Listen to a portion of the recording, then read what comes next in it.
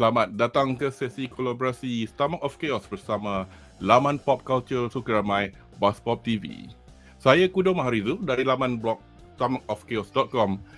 Sebagai permulaan ingin mengucapkan berjuta terima kasih kepada BuzzPopTV kerana mendapat jemputan untuk menerbitkan sesi reaksi, review dan bedah siri-siri anime terkini.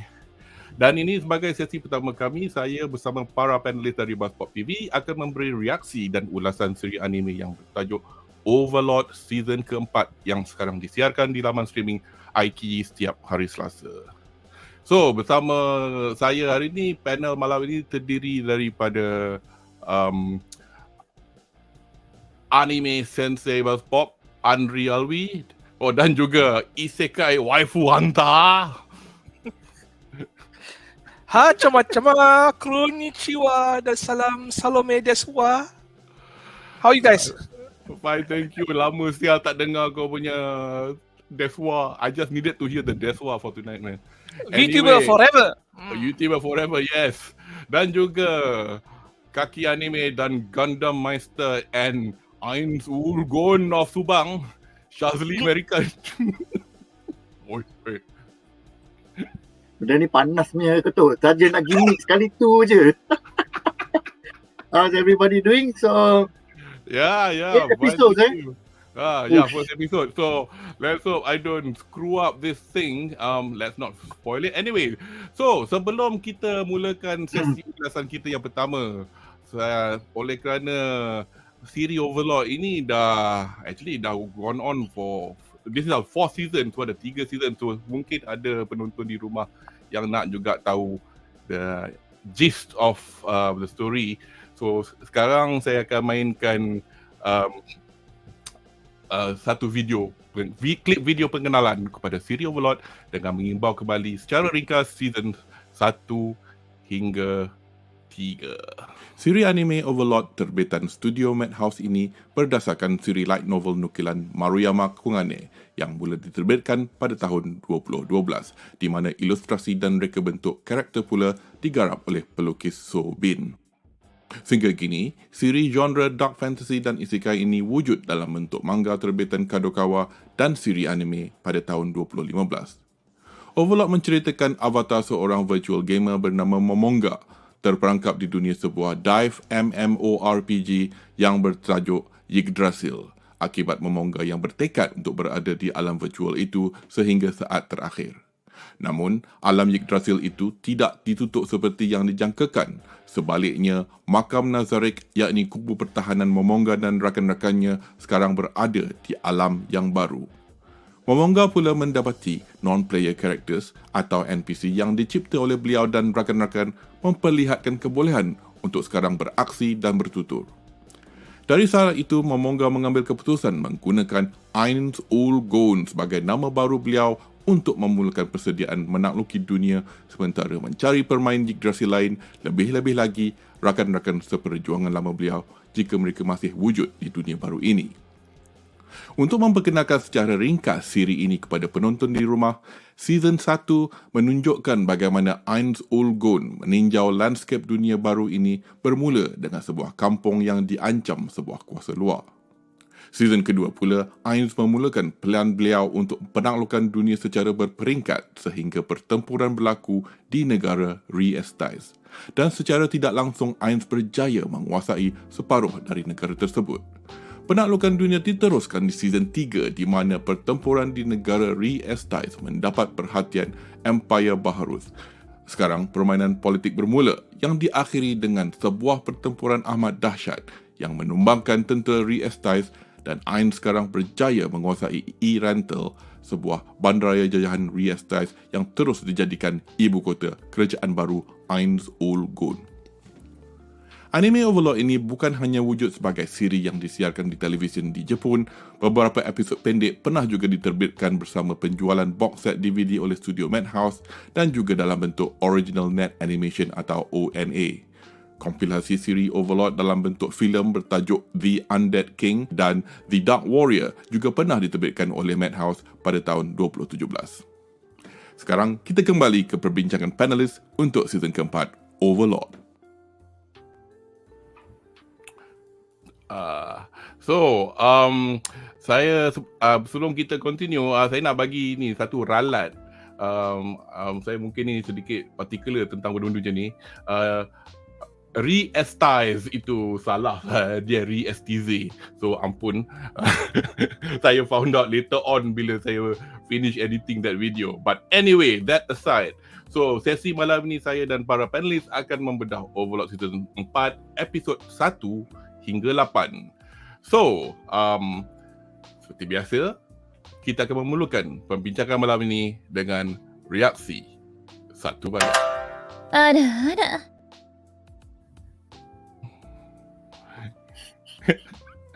That's just for you guys.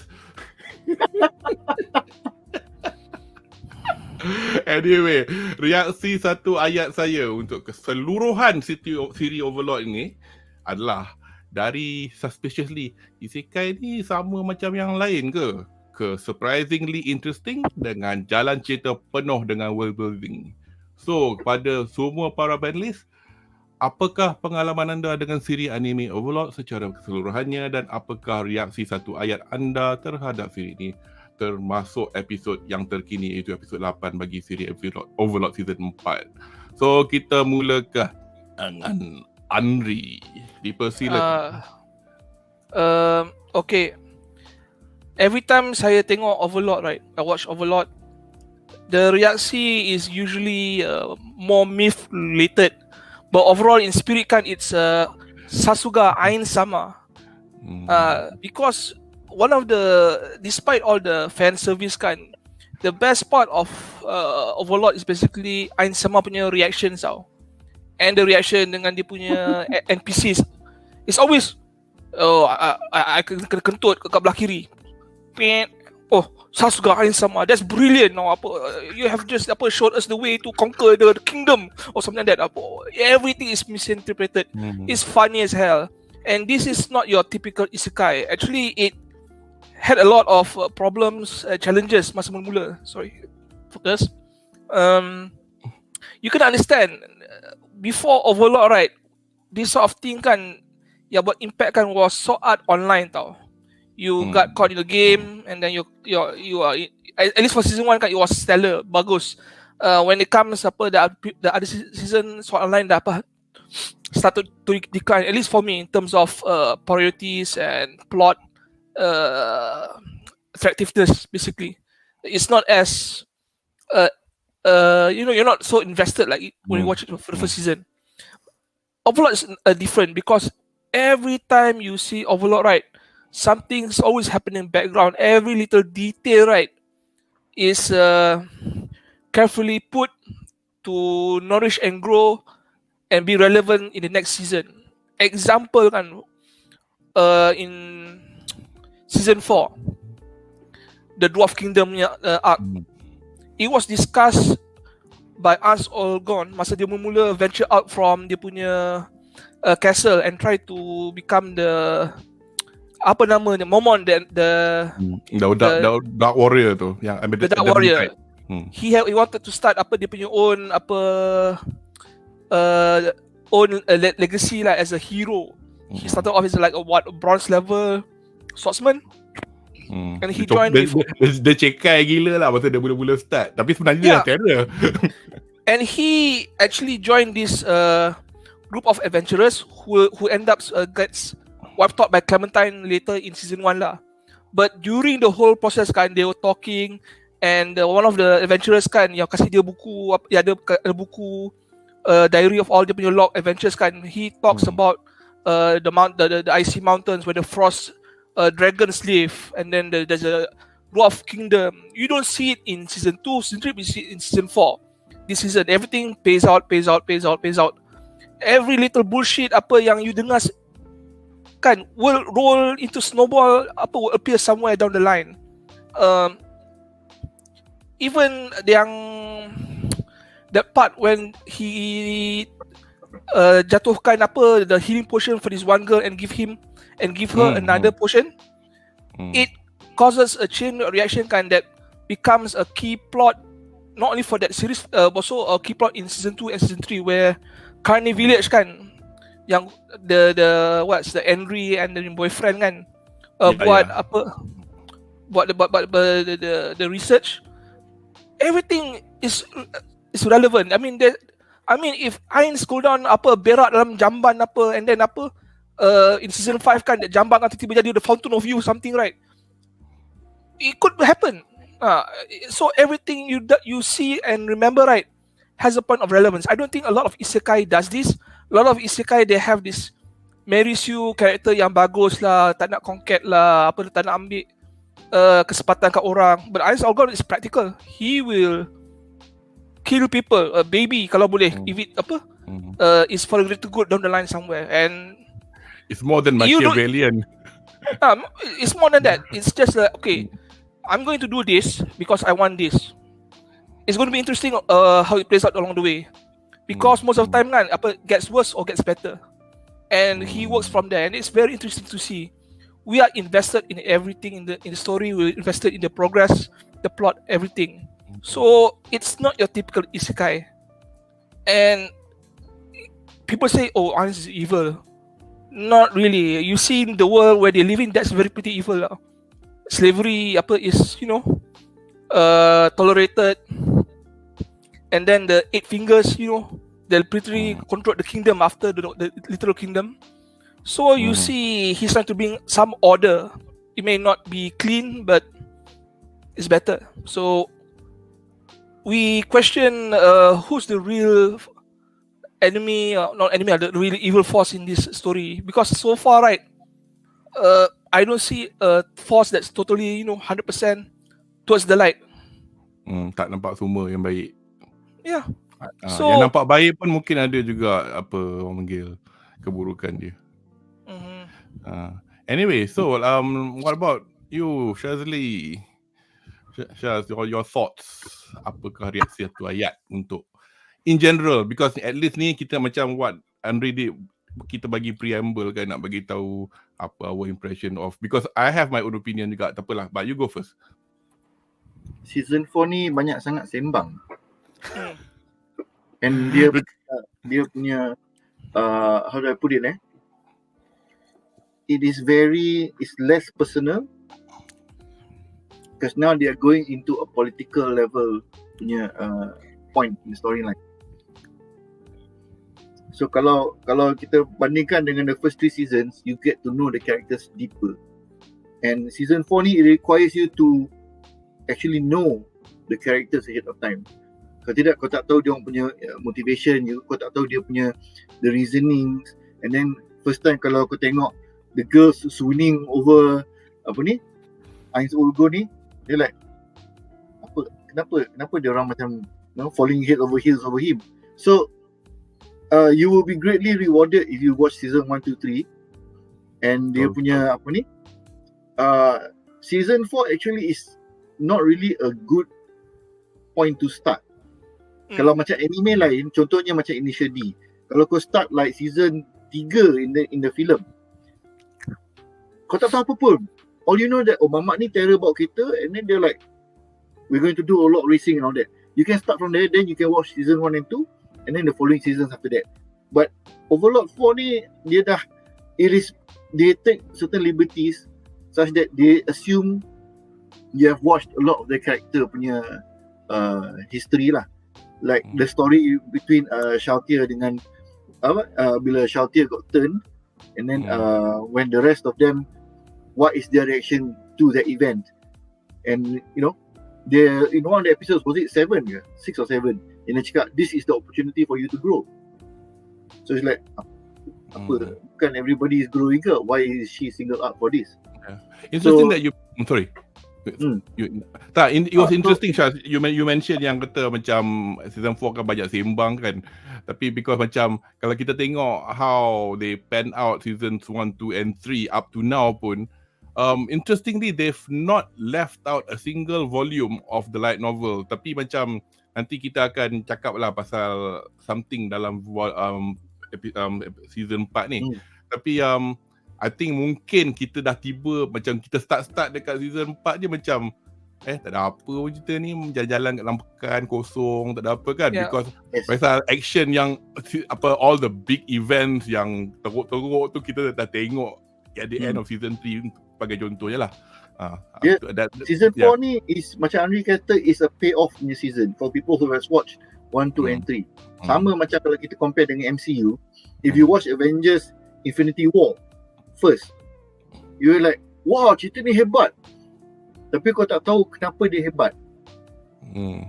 Nampak tak? You did not watch the history behind it. You can still watch it. But I takut kalau you watch season 4, sebabkan dia banyak, like I say lah, dia banyak sembang. I mean, I'm not saying the sembang is boring, but for people watching it for the first time, they don't realize benda dia banyak lagi. There was a lot of emotional ties in season 1, especially dengan adventurous punya party tu. Dengan season 2 and 3 when they started expanding the intrigue and everything. So now this is the political part. So memang naturally politik ni is less interesting to most people lah. I just want to add, I can understand why season 4 banyak cakap, because after what happened in season 2 and season 3, right? I don't think a lot of people is going to be eager to attack, the Social Kingdom for war. They've seen what happened.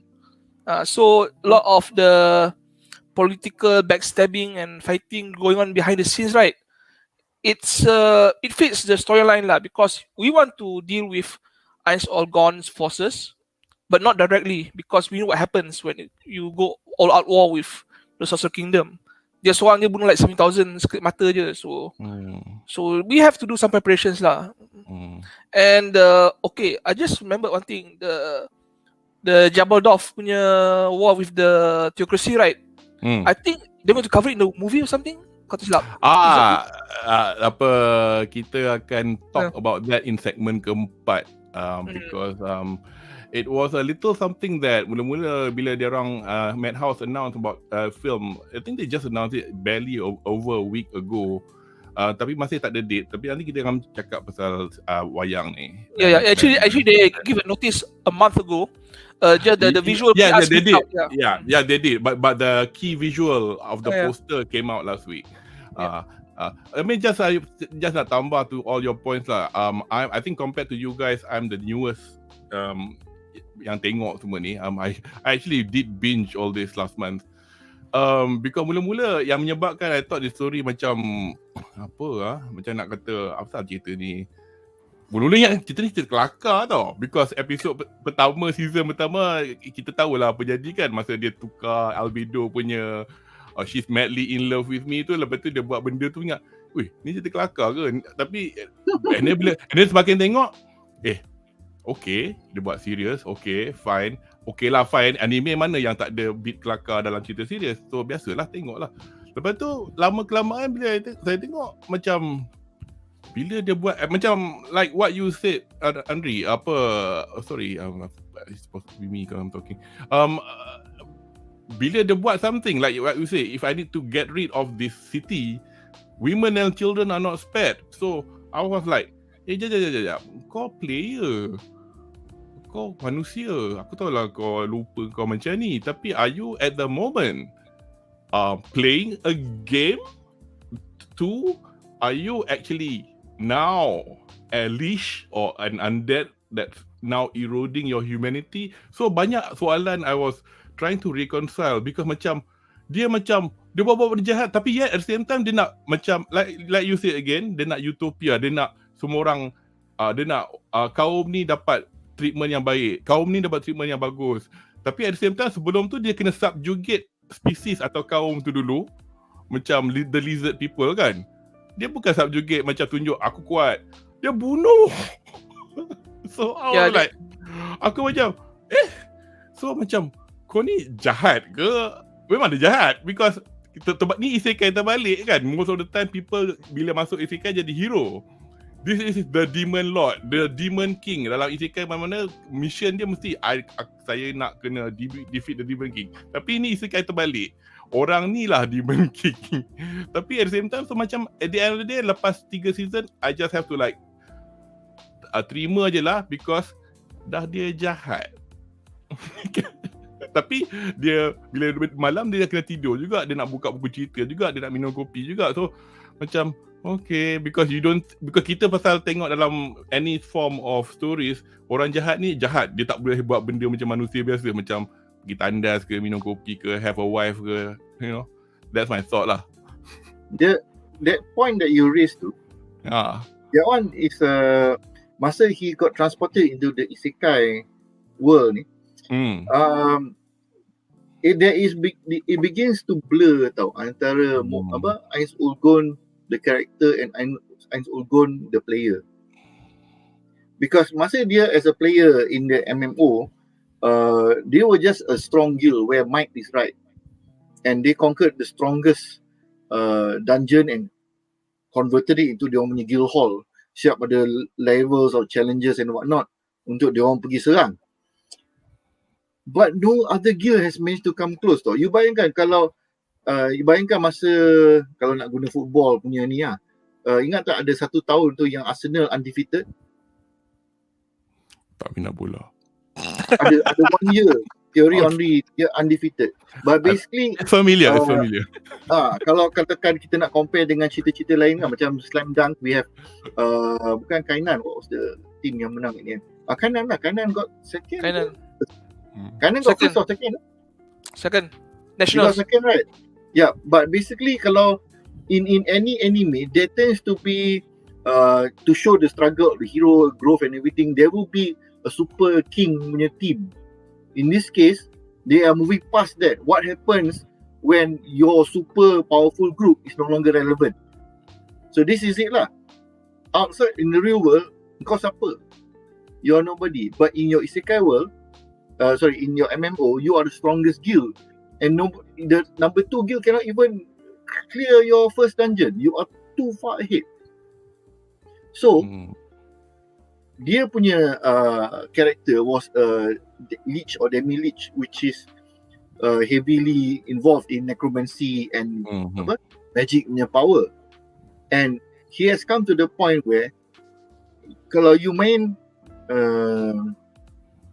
you play MMORPGs, a lot of your class specifications tend to limit what you can do.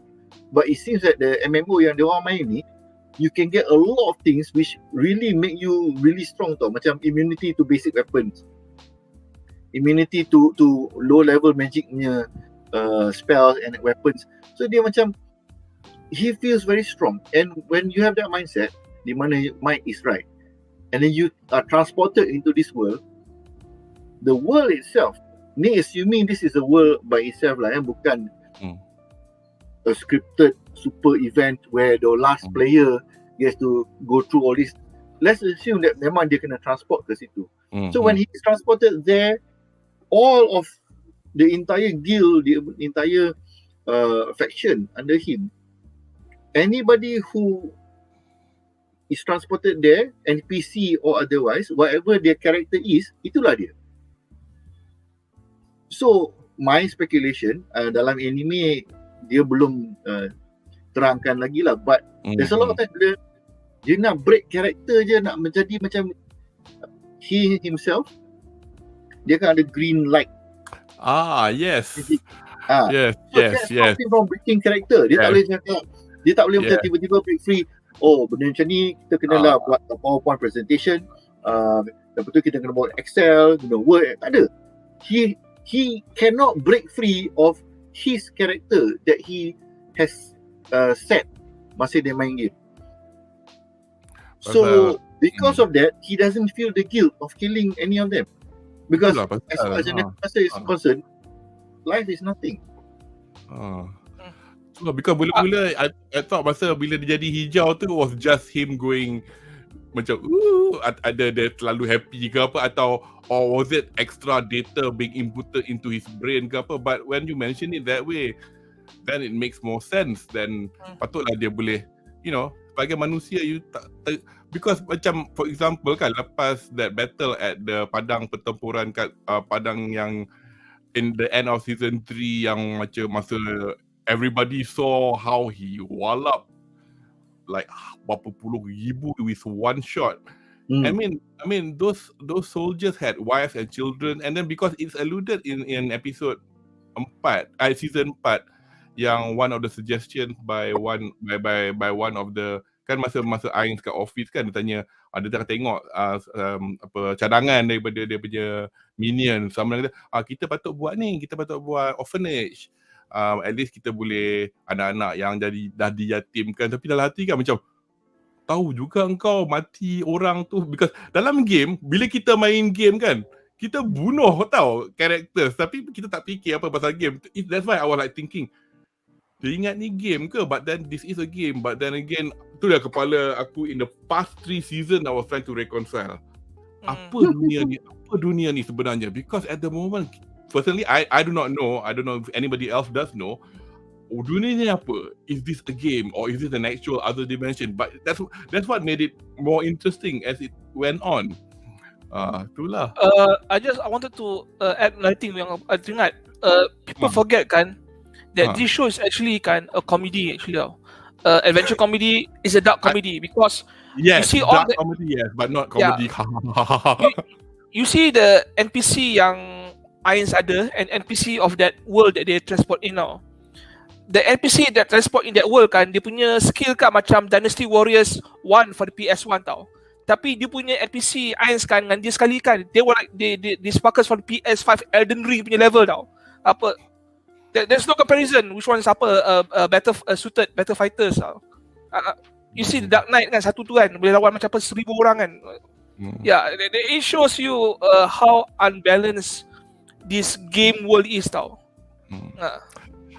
Interesting bila you mention unbalanced. I thought we are going on for it, but I think this kita nak set the scene juga lah, because ni nak tahu, at least nonton di rumah, kalau yang tak pernah tengok, nak tahu apa pasal cerita ni, ada ada layers and dia punya cerita dan dunia dia cuma apa pasal quite penuh lah dengan detail.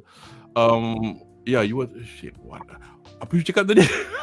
I say it was imbalance. Elden Ring versus imbalance. Because actually kan kalau nak fikir kan, dalam 3 season ni kan, Ains dengan pihak dia satu cala pun tak ada apa tau. Tapi yet kita tengok bila dia tunjuk certain scenes kan, especially that of the SLANE THEOCRACY, which we'll mention later. I wonder if they've got something up their sleeves, because there were a few scenes, I think in season 2, yang ada one time there was this old lady talking to a dragon. I was taken aback, like, what's that about? Because I had to look it up on Wiki to find out who she was, and then when I read about her, I'm like, oh, dia orang macam ni. So a few more theories start coming out dalam kepala, macam pasal dunia ni macam ni kot. Tapi tak apalah, nanti kita tackle those kind of things yet. If you don't mind, let's just have a quick look at a couple of beberapa questions ada ni daripada soalan dari komen lah dari Muhammad Yasir. Patutnya Madhouse buat prequel Iron Girl Takluk Nazarik. Actually satu box set yang was in the video just now. Dia ada DVD nama Prologue.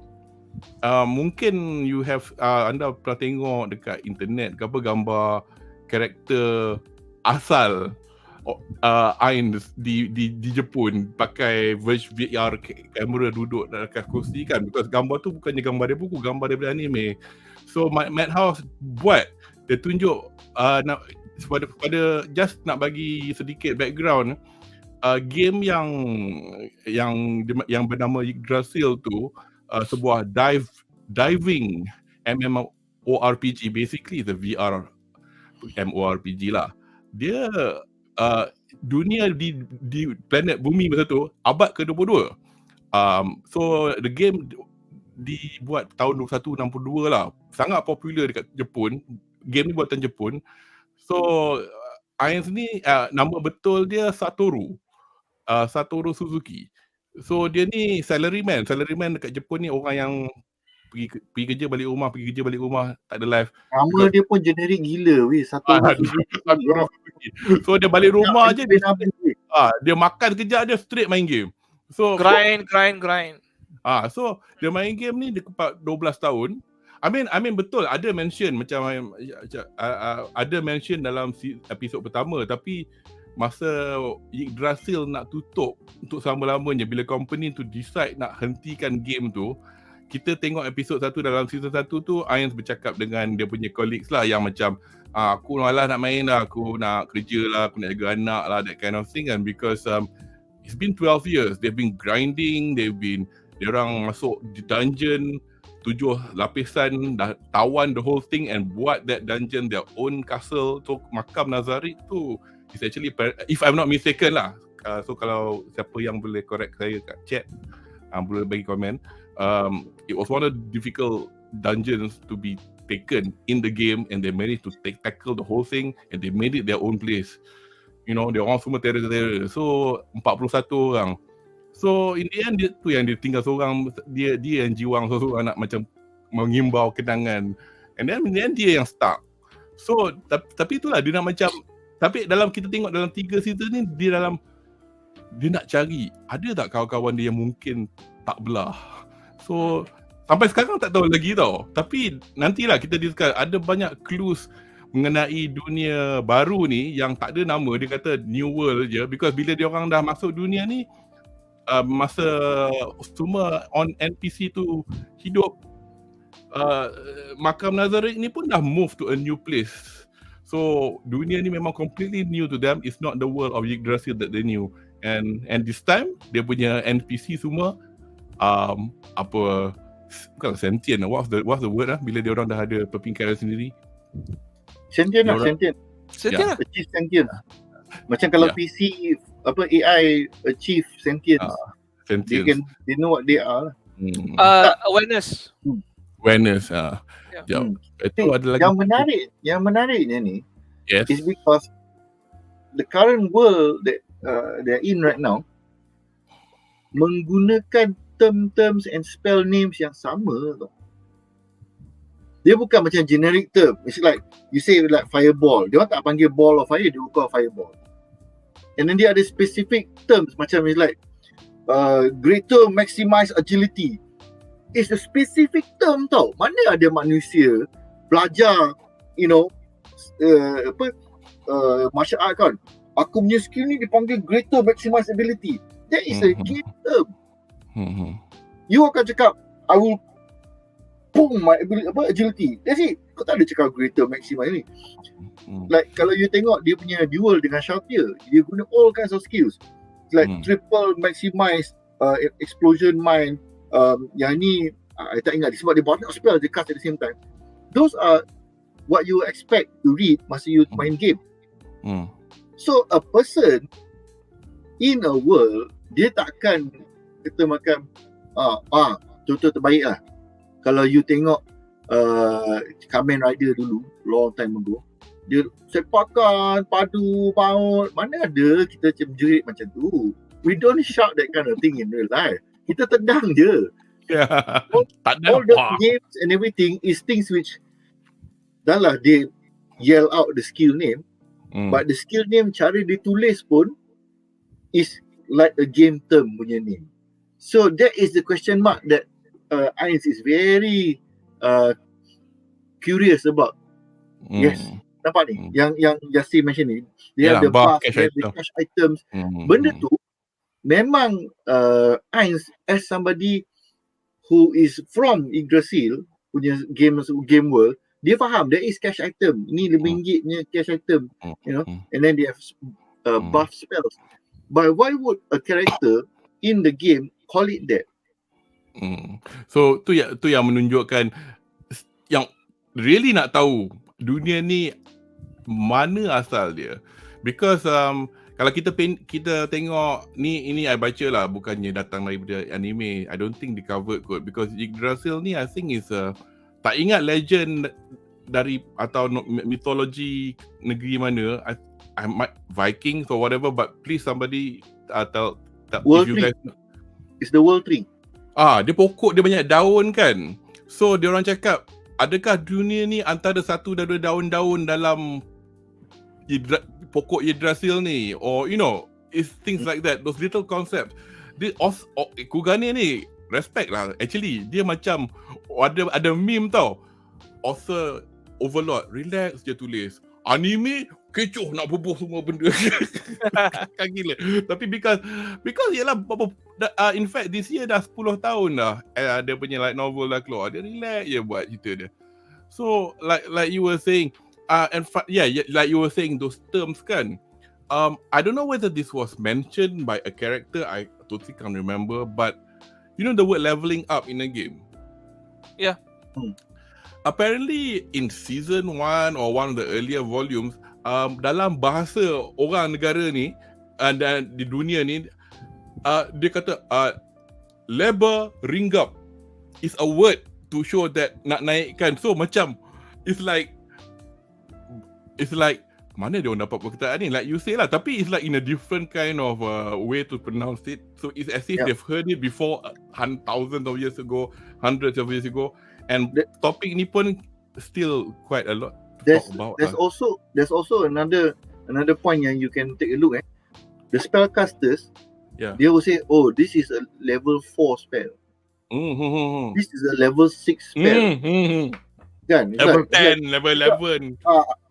So they will call the principality ke apa ke yang dia lawan in the open field tu. So macam like, this is the strongest spell that we have. I macam like, ini je ke? Is this your ultimate trump card? Benda ni aku dah lama tak farming dia, the experience point tu. Exactly. And then dia suka hot barang. Reminds me of myself masa main Final Fantasy, suka potion 99, high potion 99. Kalau boleh semua ada. Bukan pakai pun, bukan masa tu dah terror gila pun, ada 99 high potion. Mega elixir 99. Whatever lah, semua penuh. Bila? Betul orang tanya bila aku nak pakai, tak tahu.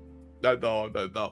So anyway, okay, so saya rasa jom kita, sebelum kita pergi ke segmen seterusnya, pasal tadi kita dah tengok sedutan sedikit mengenai introduction kepada Overlord secara keseluruhannya.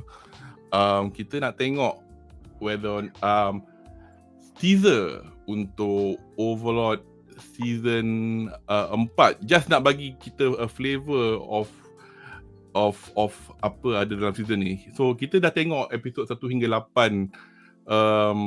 Agak-agaknya mungkin kita dah 2/3. Syaz, have you got the YouTube link? Yeah, the YouTube is ready. Aku just nak share screen. But I cannot see it. Yeah, can you just share it? Baru nak buka ni. I'm just waiting for your okay. Yeah. Thumbs up, please. Now. I just add to stream first. And let's go.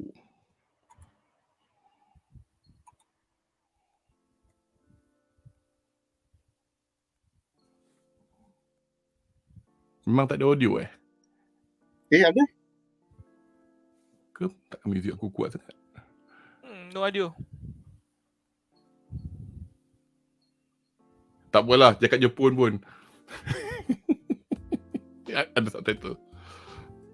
Oh dude, ini silap. This is the trailer for episode 9. Oh, kau nak main apa? The other one, kan I give you a last one yang kat message dekat. Ada tak a second link? Kalau tak ada tak apalah. Kalau tu bukan I missed it kot. I see, sorry. I sent it in the WhatsApp. But tak apalah. So kita sekarang since kita dah ni agaknya I think the longest reaksi satu ayat I've ever experienced. Probably you guys have experienced a longer one. So sekarang jom kita ke segmen perbincangan kita yang pertama. Ada. Tak boleh tu. Aku tak boleh tu. Kena lah. Ini wajib lah. So anyway, so let's. Okay, untuk segmen ni kita akan tumpukan basically to the episode yang banyak sembang lah. Episod 1 dengan 2. Episod 1-2 ni dia merangkumi sebahagian daripada volume 10 light novel oleh tak boleh cakap oleh Kurgan ni. Dan soalan pertama untuk Syaz, so basically the calm after the storm. Apakah pendapat anda tentang keadaan dan suasana bandaraya Erantel yang dikuasai kerajaan Ain Ulgun selepas kekalahan tentera Reaksi di medan pertempuran Kaz yang kita saksikan di penghujung musim ketiga? Lebih-lebih lagi dengan penggunaan tentera undead di skala pelusuk sebuah kota yang otherwise didiami manusia. Lengang je. So, silakan. Aku rasa dia punya reaction is very realistic because aku tak tahu how big the capital is, but 100,000 soldiers killed within 10 minutes. That is aku pun tak tahu nak cakap macam mana. Kalau kita, you just imagine you punya bandar that you're staying in right now, berapa banyak orang ada kat situ. Let's say kalau ada 300,000, tiba-tiba 1/3 hilang tau. Berapa banyak, let's say yang ada family tu satu hal lah. Rumah-rumah yang bujang ni, tiba-tiba dalam sederet rumah next in your neighborhood, tiba-tiba 3 rumah tu dah tak ada orang. So it's going to be a ghost town, and dia punya logistics and all of that is going to be greatly affected lah.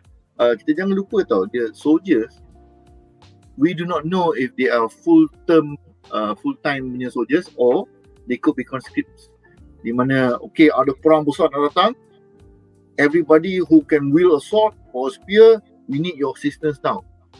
Dalam keadaan peperangan besar macam ni, dia akan panggil lah orang-orang macam yang bersemangat seperti ni. Macam Malaysia, kita ada rela.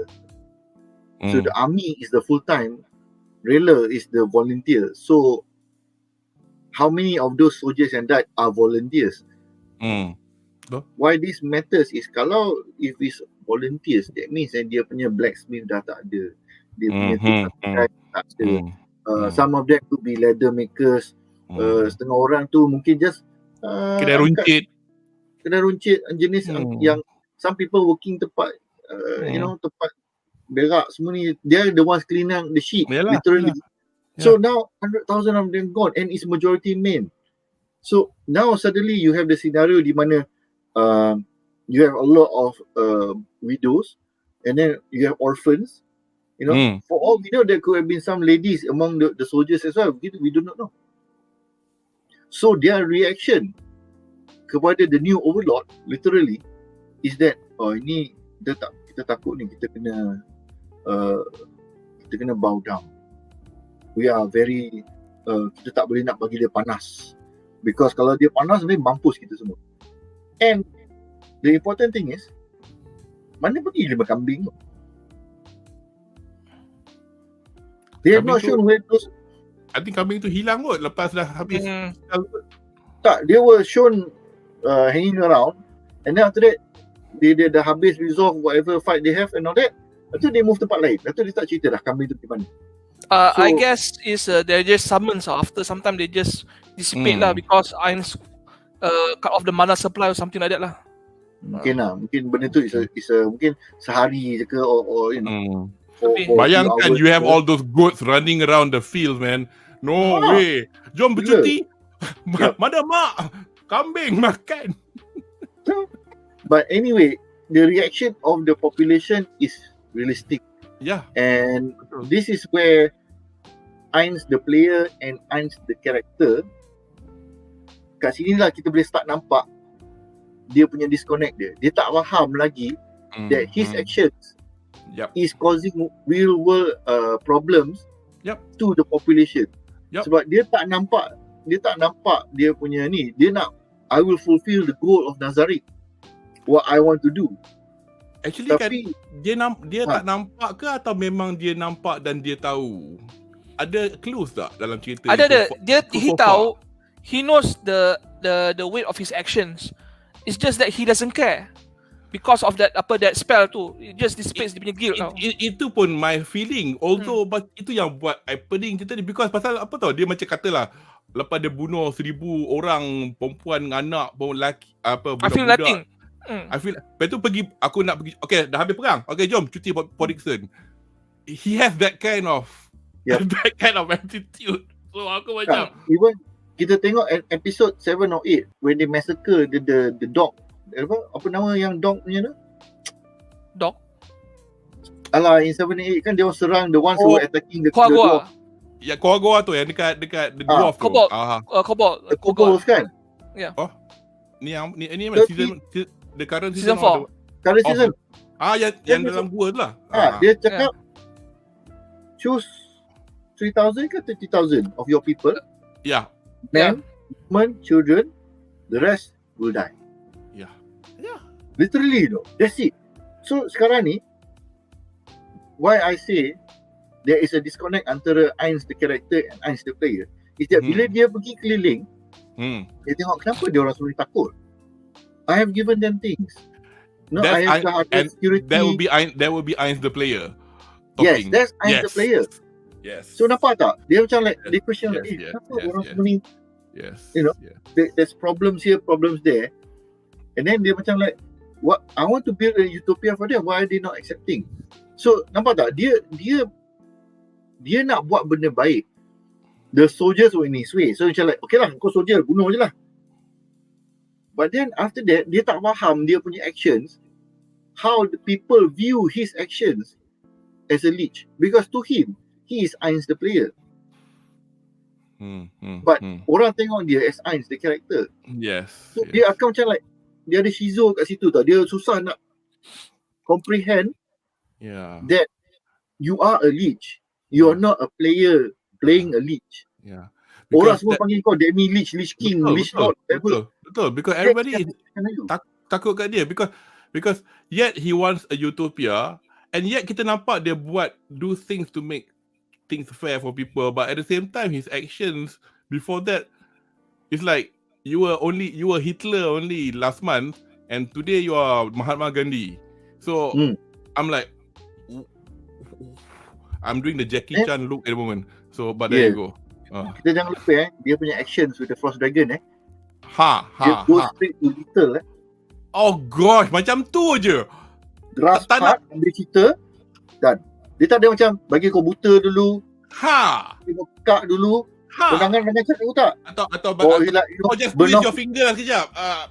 Bagi bengkok tangan dia. Tak twist the ada. neck apa tak ada. Terus do you know die. Do you know why?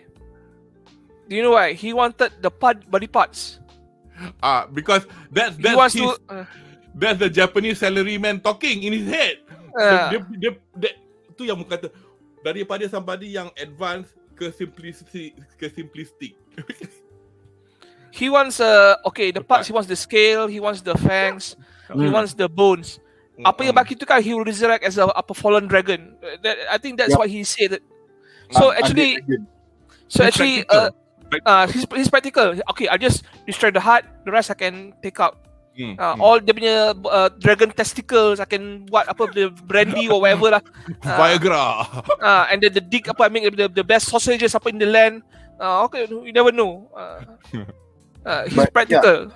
This is the part where he needs to come to terms with that his actions do not match his intentions, and people judge him on his actions, bukan intentions dia. But the question is, right, he doesn't have to come to terms with it because he's the strongest creature in that particular world. He can do whatever he wants and nobody can actually contradict him. And to be fair, all the NPCs treat him as a living god. Everything he does is correct. Every action that they buat is like 10,000 years plan in advance. Macam apa he tersalah kata dekat Demiurge. And they believe him. Demiurge is the smartest and he percaya bulat-bulat.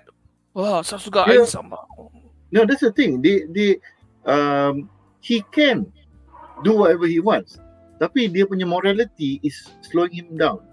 Which is why, that's why kalau kita tengok a lot of time, kita nampak that green aura come out because it stops him from being Ainz the player. And it forces him to become Ainz the character.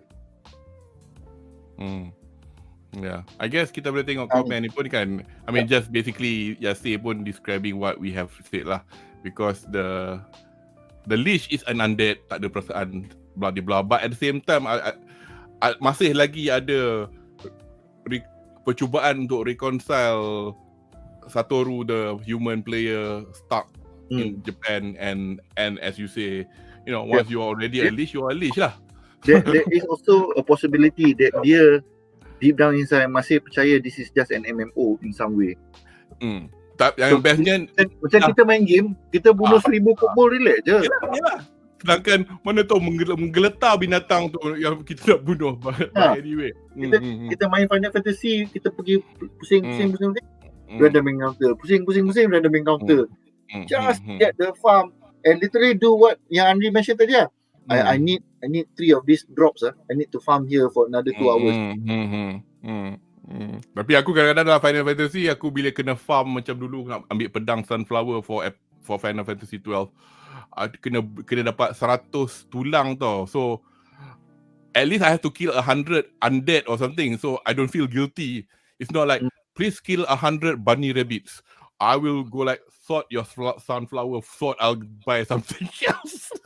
Tapi kan sis kita just cuik sikit kan.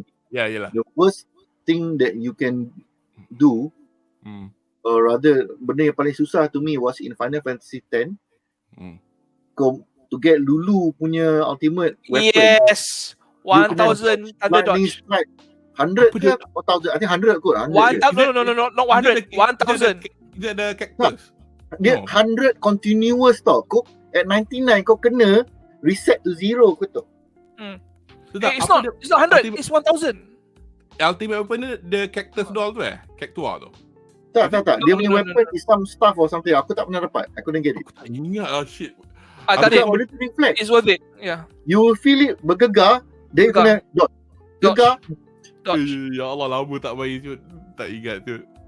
Because aku pernah sampai I couldn't get ultimate for everybody. I got for certain characters because some of the, I think macam for example for Cloud punya kena main football, that the blaze ball tu, I really do not know how to play regardless of reading or zaman dulu pun mana ada YouTube nak bagi tahu how to play and what not. Let me see. Okay. Anyway, just a follow up. Soalan kedua kita nak tanya, this one for Andri. So ekoran dari soalan tadi, apa pendapat anda tentang keputusan Ains untuk memberi sokongan kepada Adventurers Guild atau Persatuan Pengembara Bokensha Gyurudo yang kelihatan agak lengang, kosong dia punya guild hall. Silakan. You know why dia lengang kosong? Because mati. Those people mati. Yeah. And those yang tak mati, they get the fuck away from the place because they know what's going to happen to them if they stick around. A lot of them went to Baharuth, I think. Baharuth, yeah. Baharuth. The rival city, the rival kingdom. But this one is actually, it makes sense for Ains to approach the adventurous guy lah, because you have to understand kan, his main priority kan, main mission kan, is not to conquer the land. He can conquer anytime by force. What he wants to know kan is kalau other players existed now. So he wanted an expeditionary investigative force. They don't even have to fight well. They just need to report to him information. Basically, they're like those scouts lah for him. And who else better suited than adventurers? They know the lay of the land. They know all the trade secrets. They know the right people. So if they say, we heard that there's a guy in the north, his knowledge is incredible. He knows things that are lost knowledge. Maybe I will be interested in jumpa, see if he's a player. And this is his plan. This is practical, anything. Dia sanggup meet the guy leader, right, face to face and talk as equal, because in a sense kan, Ains at one time kan was an adventurer himself. Yes, himself. If he's level 1, he went to the guy, take missions. Even for the undead kan, I don't know what they do, but probably same thing lah. Tapi kan, Ains, sorry, go ahead. So he knows how to talk to these Gal master people lah. He has dealt with them in the games. So when he approached them kan, said, the kingdom kan have been using you as a mercenary force. I wanted to return you back to your original purpose. Adventurers should have adventures. They should discover new lands, find new people, find new whatever it is lah. And he played to that emotions. And evil or not kan, he knows his stuff. I don't think he's a master manipulator, but he knows how to move people to do things that they wanted to and make them think what they want to think. So it's genius lah. You know, you have a player approaching a Guild Master to make them do something that you wanted to do, which they are supposed to do. So ingenious. Actually kan, I mean, you pointed this out early on masa kita reaksi tu, pasal macam mana orang, dia punya minions akan really kau-tau kat dia. Every time apa dia sebut pun, orang akan percaya. Because lagi tu benda yang nak lagi tambah lagi tu for me to nak reconcile is, adakah Satoru ni / Ainz ni betul-betul genius? Because yes, he is a planner, because he has survived all this while. He and his 41 compatriots to conquer the game and all that, and he knows his stuff, blah blah blah. Tapi yet setengah benda kan kita tengok, for me lah, saya nampak the machinations behind some of the actions banyak demiurgus buat tau. Betul, kadang-kadang bila Ainz dapat tahu, Ainz macam, ui, masa bila dia buat ni? Betul bila Ainz buat dia selalu macam buat engkau explain lah, bagi mereka tahu. Oh, thank you master, I will explain. Tu semua orang akan percaya. Oh, ternyata juga Ainz tu dia yang menyebabkan. So macam, you know, I think at one point I baca somewhere kata dia punya minion kata, oh, we have failed. Oh, tu Ainz cakap, the reason we have failed is because we cannot fail. Oh my god, that's so genius. Oh. So sampai begitu sekali. So at the same time, kadang-kadang risau tau, macam because Albedo, she's one person that up to now ada macam semakin suspicious. Because dia kan nampak macam very ditzy, peluk bantal semua. Tapi macam Demiurge, kita tak, for me lah, ni for me, I tak tahu where he's coming from. Whether he's very benign, very normal, very, dia ikut cakap. Tapi adakah dia mungkin nanti akan jadi, you know, bukan udang, I mean the gunting dalam lipatan blah blah blah within Nazarick itself, but then again, hopefully, because they were all written program wise by the 41 members of Ainz Olgun punya guild, so they shouldn't disobey programming lah, hopefully lah, because thus far dah 4 season dia ikut je, dia tak dia macam, you know, dia ikut je. Okay, soalan 3 yang tu. Nak tambah? Cina? Nak tambah. Okay. Ainz ni is not the guild leader. No. Oh, he wasn't kan? He wasn't kan? Dia macam officer. So all inter guild punya interaction was by dia punya guild leader and the next echelon lah. But he is good at managing logistics. Faham tak? Dia punya long term planning dia tak nampak, tapi dia macam, okay, we need you to manage these things. Oh, so dia manage kat situ lah. That's why dia faham the guild punya layout, the guild punya tempat simpan barang and everything. So he's most likely treasurer ataupun quartermaster lah. So he understands logistics, he understands how to manage dia punya assets. That's why dia he knows who to send to do what. Tapi long term planning dia tak fikir sangat. And kalau dari segi betrayal tu aku tak rasa dia I hope not lah, but that's just me thinking. Because because it's dia macam ni, sebab the programming it become dia punya naluri tau. So it takes something at the level of a world item to change Shaltier. Itu pun Shaltier masih acknowledge him, but dia macam like dia punya naluri tu is like, I must remove this character. Itu yang dimasukkan. I just wanted to mention something at category grade lah, pasal the guy cari duit for, you know, stuff. I think we already explained what the Guild's purpose is to Ainz. I just wanted to reiterate kan, okay, the goal in this particular world kan is different from the goal that the Nazarick has bring from the Brazil punya original game now.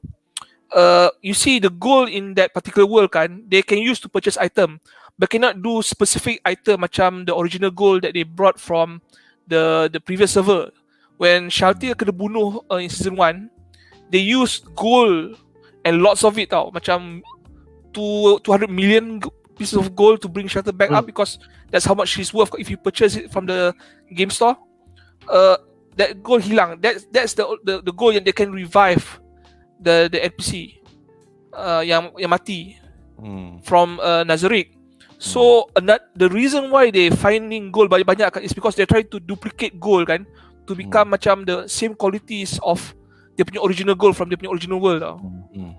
So okay, that's also possibly another reason why they approach the guild tau. Commercial reasons lah. We've seen throughout the season kan, Ainz buat macam some sort of inside joke, right? Shit, I'm always broke now. Tiba-tiba berapa shilling datang kan, apa sedih tau. Yeah. And Nabe was oblivious lah, belanja suka hati dia tau, semua sekali. And that's why Nabe is considered closest to Ainz. Selalu kena hempuk kepala tau. We see dia kena luku. But she takes it as a sign of love lah. It's that bad, the loyalty of the NPCs. But that is the function of gold to Nazarick tau. It's not just the commercial use. It's because they need it just in case kind worst thing happens tau. Shelter is not the most expensive. I think albedo atau damage lagi expensive because of dia punya rank and function titles lah. Yeah, and also kita tengok pun dia Urgus tu dia punya, actually kan, korang pernah dengar dia orang dub version tak? Because just out of interest to kau tengok Jepun, dia pronounce Demiurgus. Bila Asia Demiurge, Demiurge dia pronounce in English. I don't know. I doesn't matter. I'm just interested to know. That's all. Because now Demiurgus tu, I'm like, aku macam I just like the sound of it. But anyway, kita ada soalan ketiga sebenarnya. So I'll let either of you answer or both of you if you want to answer. Anyway, ni dah macam kita akan go forward a bit dalam segmen ni.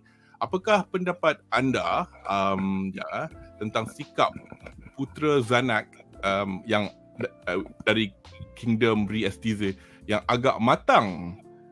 Walaupun kita tengok caricature Putera Zanak ni macam tak dia pakai, tapi he's actually quite shrewd.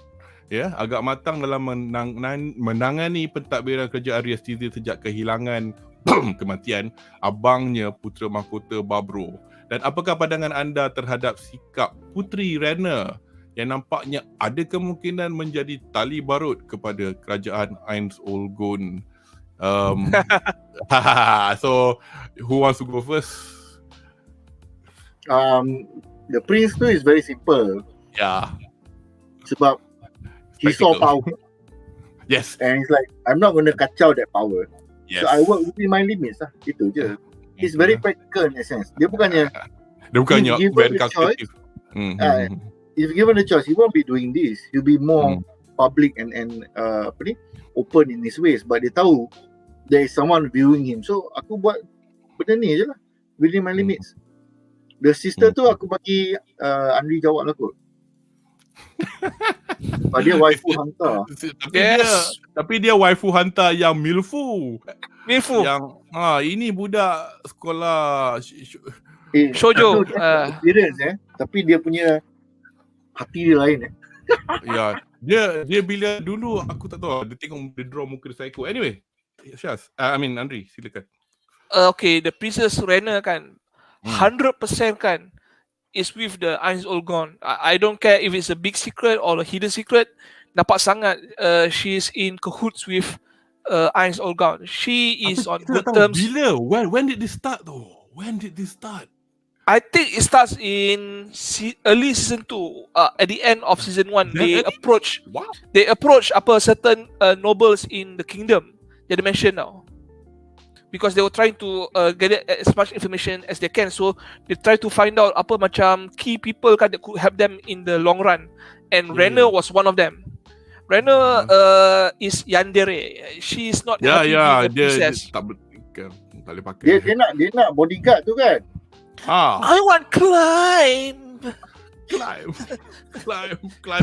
But see, characters macam ni is the thing that pushes the Overlord punya target audience to older teens and above tau. Sebab they have a lot of this how do we put it not so art online style punya characters which is more menjana kepada orang yang lebih mature lah, 15 and above. So aku tak tahu rating kat sana dia put it higher or lower, but I rasa kalau karakter macam Albedo ni was in Malaysia in real life, aku rasa mampus dia. The creators of Overlord share the same vision as the creator from Kakegurui tau. They know that crazy bitches, right, makes the best female characters in a story because it's interesting. I mean, we always complain about the crazy bitch that who ends up our ex-wife or ex-girlfriend. But we can talk a lot about them, but not about the woman that we love and like tau. So they understand the sick, twisted logic on making all these characters appear in the show. How many sick fucks have we seen in this show? Season 1 we have Clementine, we have Albedo, we have Sheltier. Cocytus has become the best waifu in season 4. Jadi kursi aircon dia. Oh god, getik siap aku tengok part tu. I want to be your chair. Rozo. Trivia ya. So Seiyu kepada Cocytus is Seiyu kepada All Might. Miyake Kenta is All Might. All Might has gone down to be a bitch. Dia jadi kursi. Ai sama. Eat this. Because hari tu Sheltier boleh jadi kursi, saya pun nak jadi kursi. How funny was that? Yeah. They know we want to see crazy shit, crazy people, and they give it loads. Rena is crazy as shit, and we knew her on season 2, and she's consistently crazy, and she fits right. She fits 100% with Nazarick. It's an open secret that she's Ice Olgon's punya agent. Yelah. Okay, I got one supplemental question lah. Sebenarnya ni pun actually it depended on the what we were talking about, since we are talking now dah masuk ke era segmen re-aesthesia in this aftermath. Ingat tak masa diorang buat that banquet when they got the useless nobles to hold a banquet so that and then Albedo turn up and then that guy called Philip nak pegang dia semua, and then at the end Albedo was like in disgust wanting to clean herself up, and then she beat her, dia gigi sampai patah tau.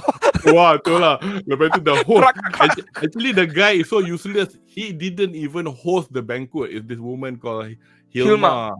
And she was tortured like crazy in one of the earlier seasons. I can't remember what the context was, but season 2 she was 8 fingers mistress.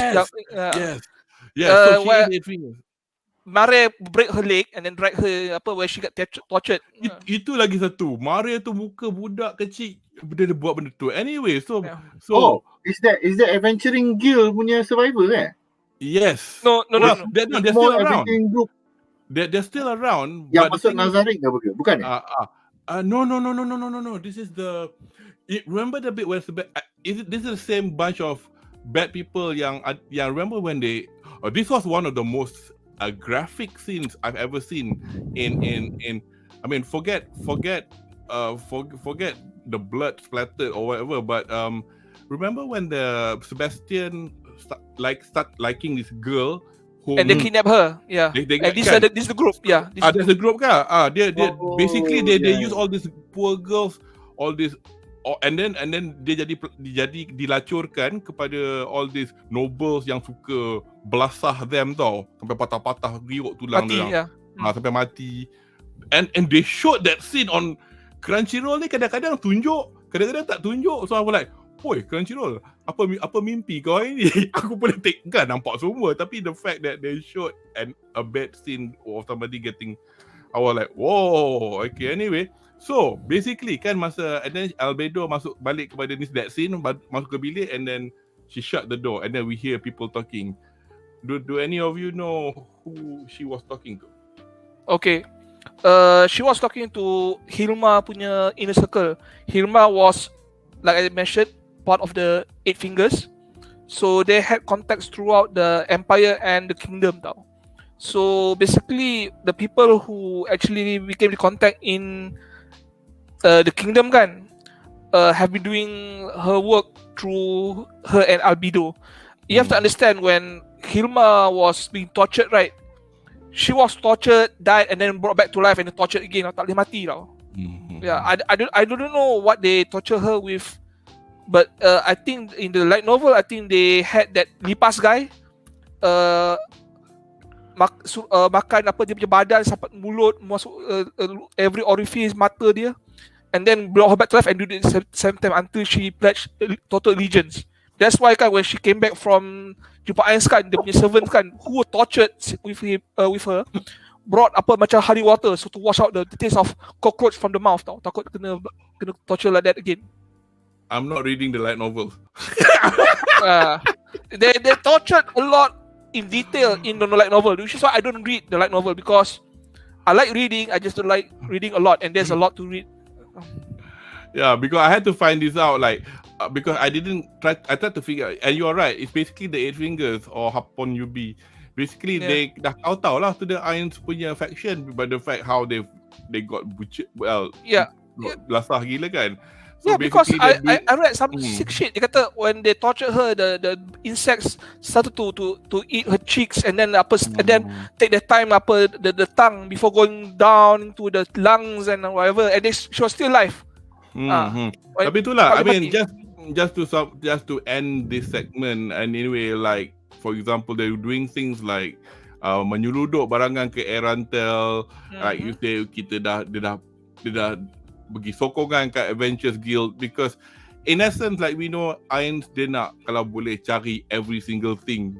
Dia kan hoarder, and in fact dia nak cari benda to make his faction more powerful. But we'll get to that because obviously lepas ni kita akan get to this, well, in the 2 more segments that we'll talk about it. But anyway, sebelum kita akhiri segmen ni, we've got terima kasih updates for your $6 question. So soalan dia, panelis Henry Kudo tunjuk baju pakai dengan full screen. Henry, kau pakai baju apa, Henry? Pakai baju Adidas.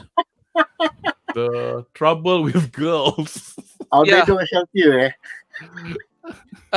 baju yang tak pro-feminist lah basically, but I don't care.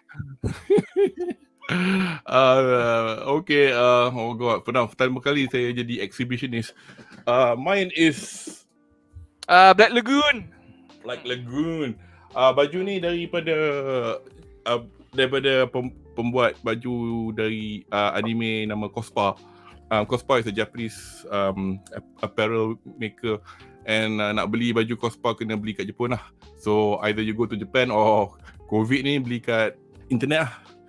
So yeah, baju Cospa about convert $30 lah duit kita.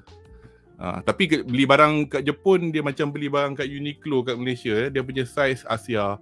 So orang badan solid macam saya ni kena beli XL ni pun ngam-ngam.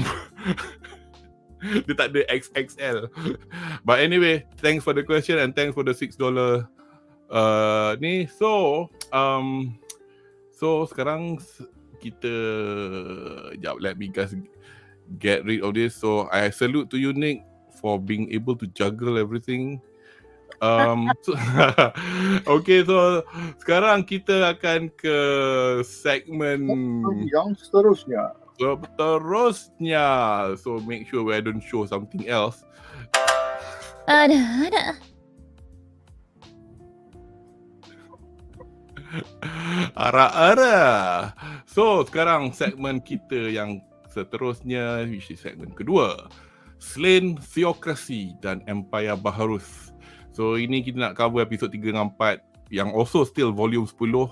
Kalau kita tengok kat overlay ni, yang kat atas tu gambar-gambar top council SLANE THEOCRACY, dan bawah tu gambar-gambar daripada EMPAYAR BAHARUTH. Just nak bagi untuk penonton di rumah yang kurang arif tentang kuasa-kuasa besar di alam ini, THEOCRACY SLANE atau SLANE THEOCRACY merupakan sebuah kuasa besar terkuat di dunia baru ini, di mana pemerintahan negara ini berlandaskan agama dan berprinsipkan pro manusia. So dia tak suka elf, dia tak suka dwarf, tak suka cicak, tak suka apa.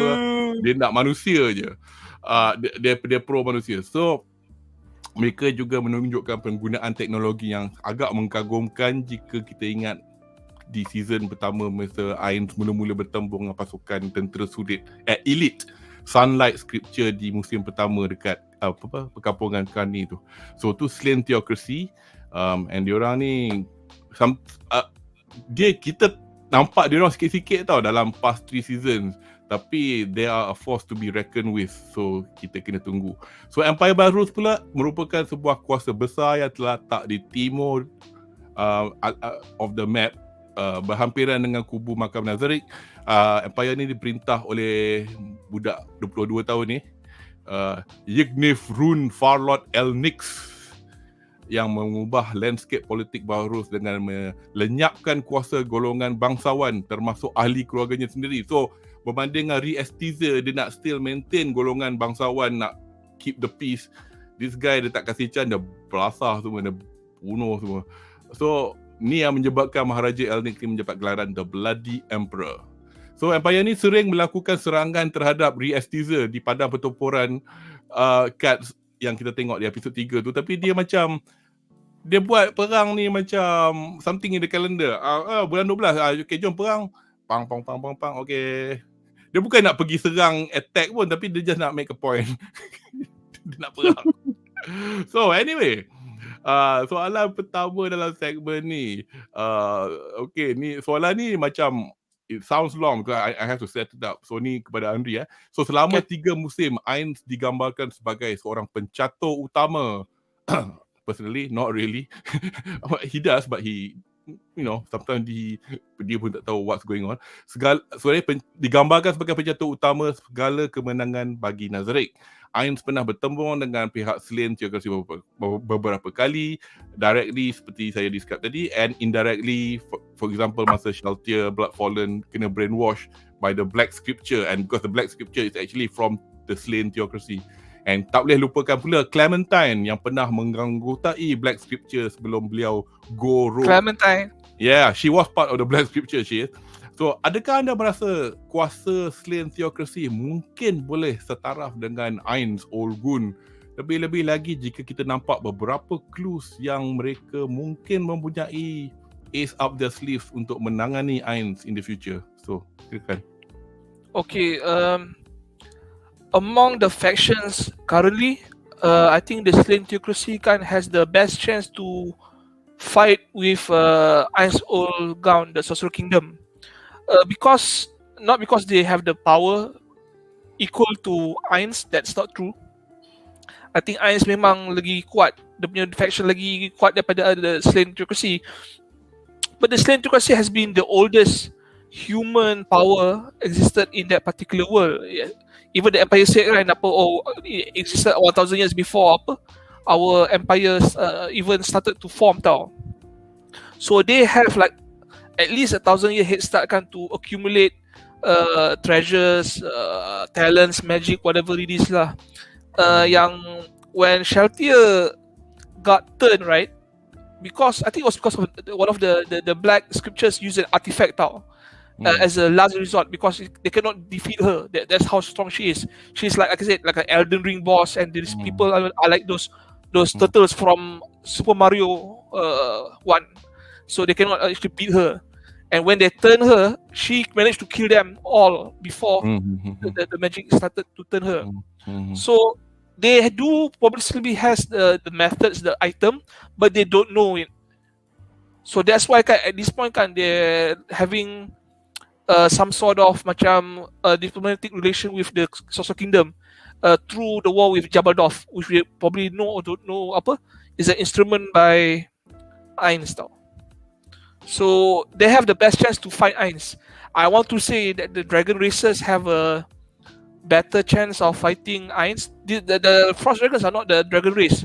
There's another kingdom of dragon teens on the land. We haven't seen them show their power yet, but they probably also have the power to counter Ainz, maybe, or at least become a challenge.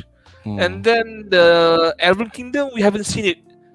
Elven Kingdom, they're either destroyed or they're in hiding and hiding their strength. Elven Kingdom belum. Kalau Elven. Nak No, kalau kita nak kalau kita ikut apa yang dah publish dalam ni, we are hoping to see that in season 5. Yeah.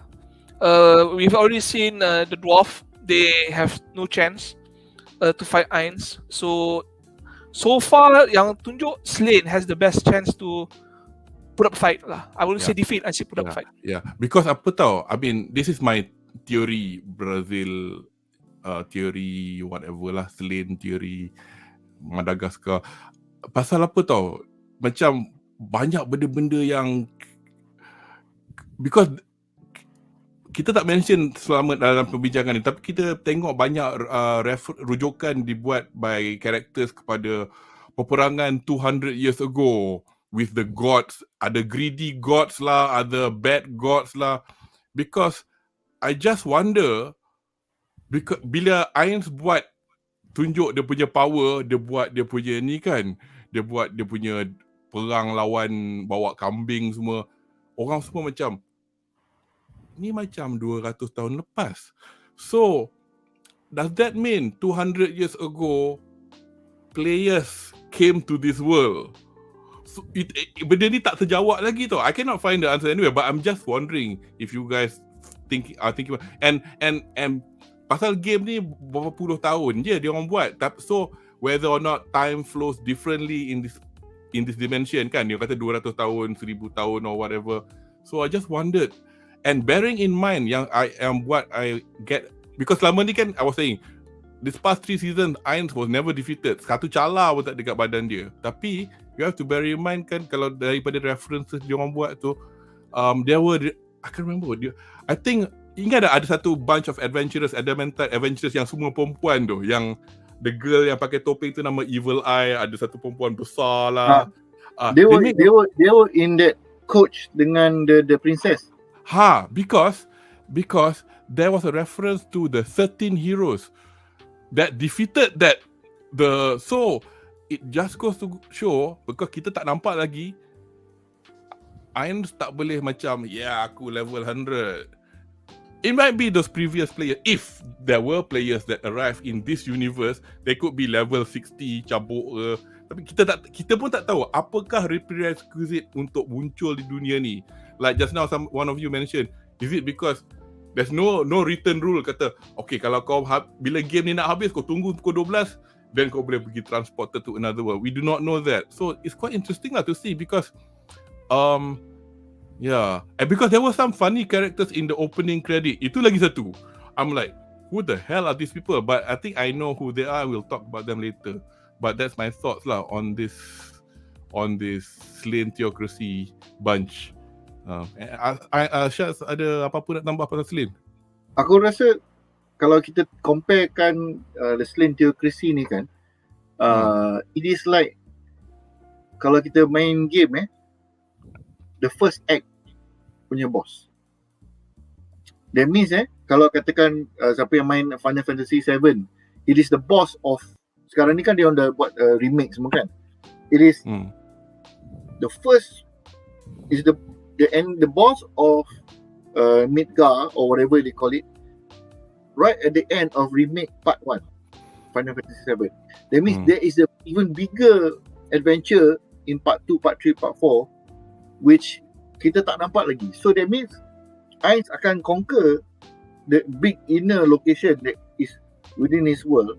Then most likely dia akan explore further, which is where the Guild of Adventurers that is setting up now. I see. The payoff akan datang in 1 or 2 seasons time, when after dia dah beat SLANE THEOCRACY and whatever nonsense, probably gotten his first world item. Because there's not going to be just one world item, there's going to be multiple world items. There's going to be all over the entire world. Because kita cuma nampak like a small portion of the map. We don't know how big the world map is. Yeah. Kalau jadi macam cerita gila macam Hunter x Hunter tu, where the entire world planet is sebenarnya the size of a daun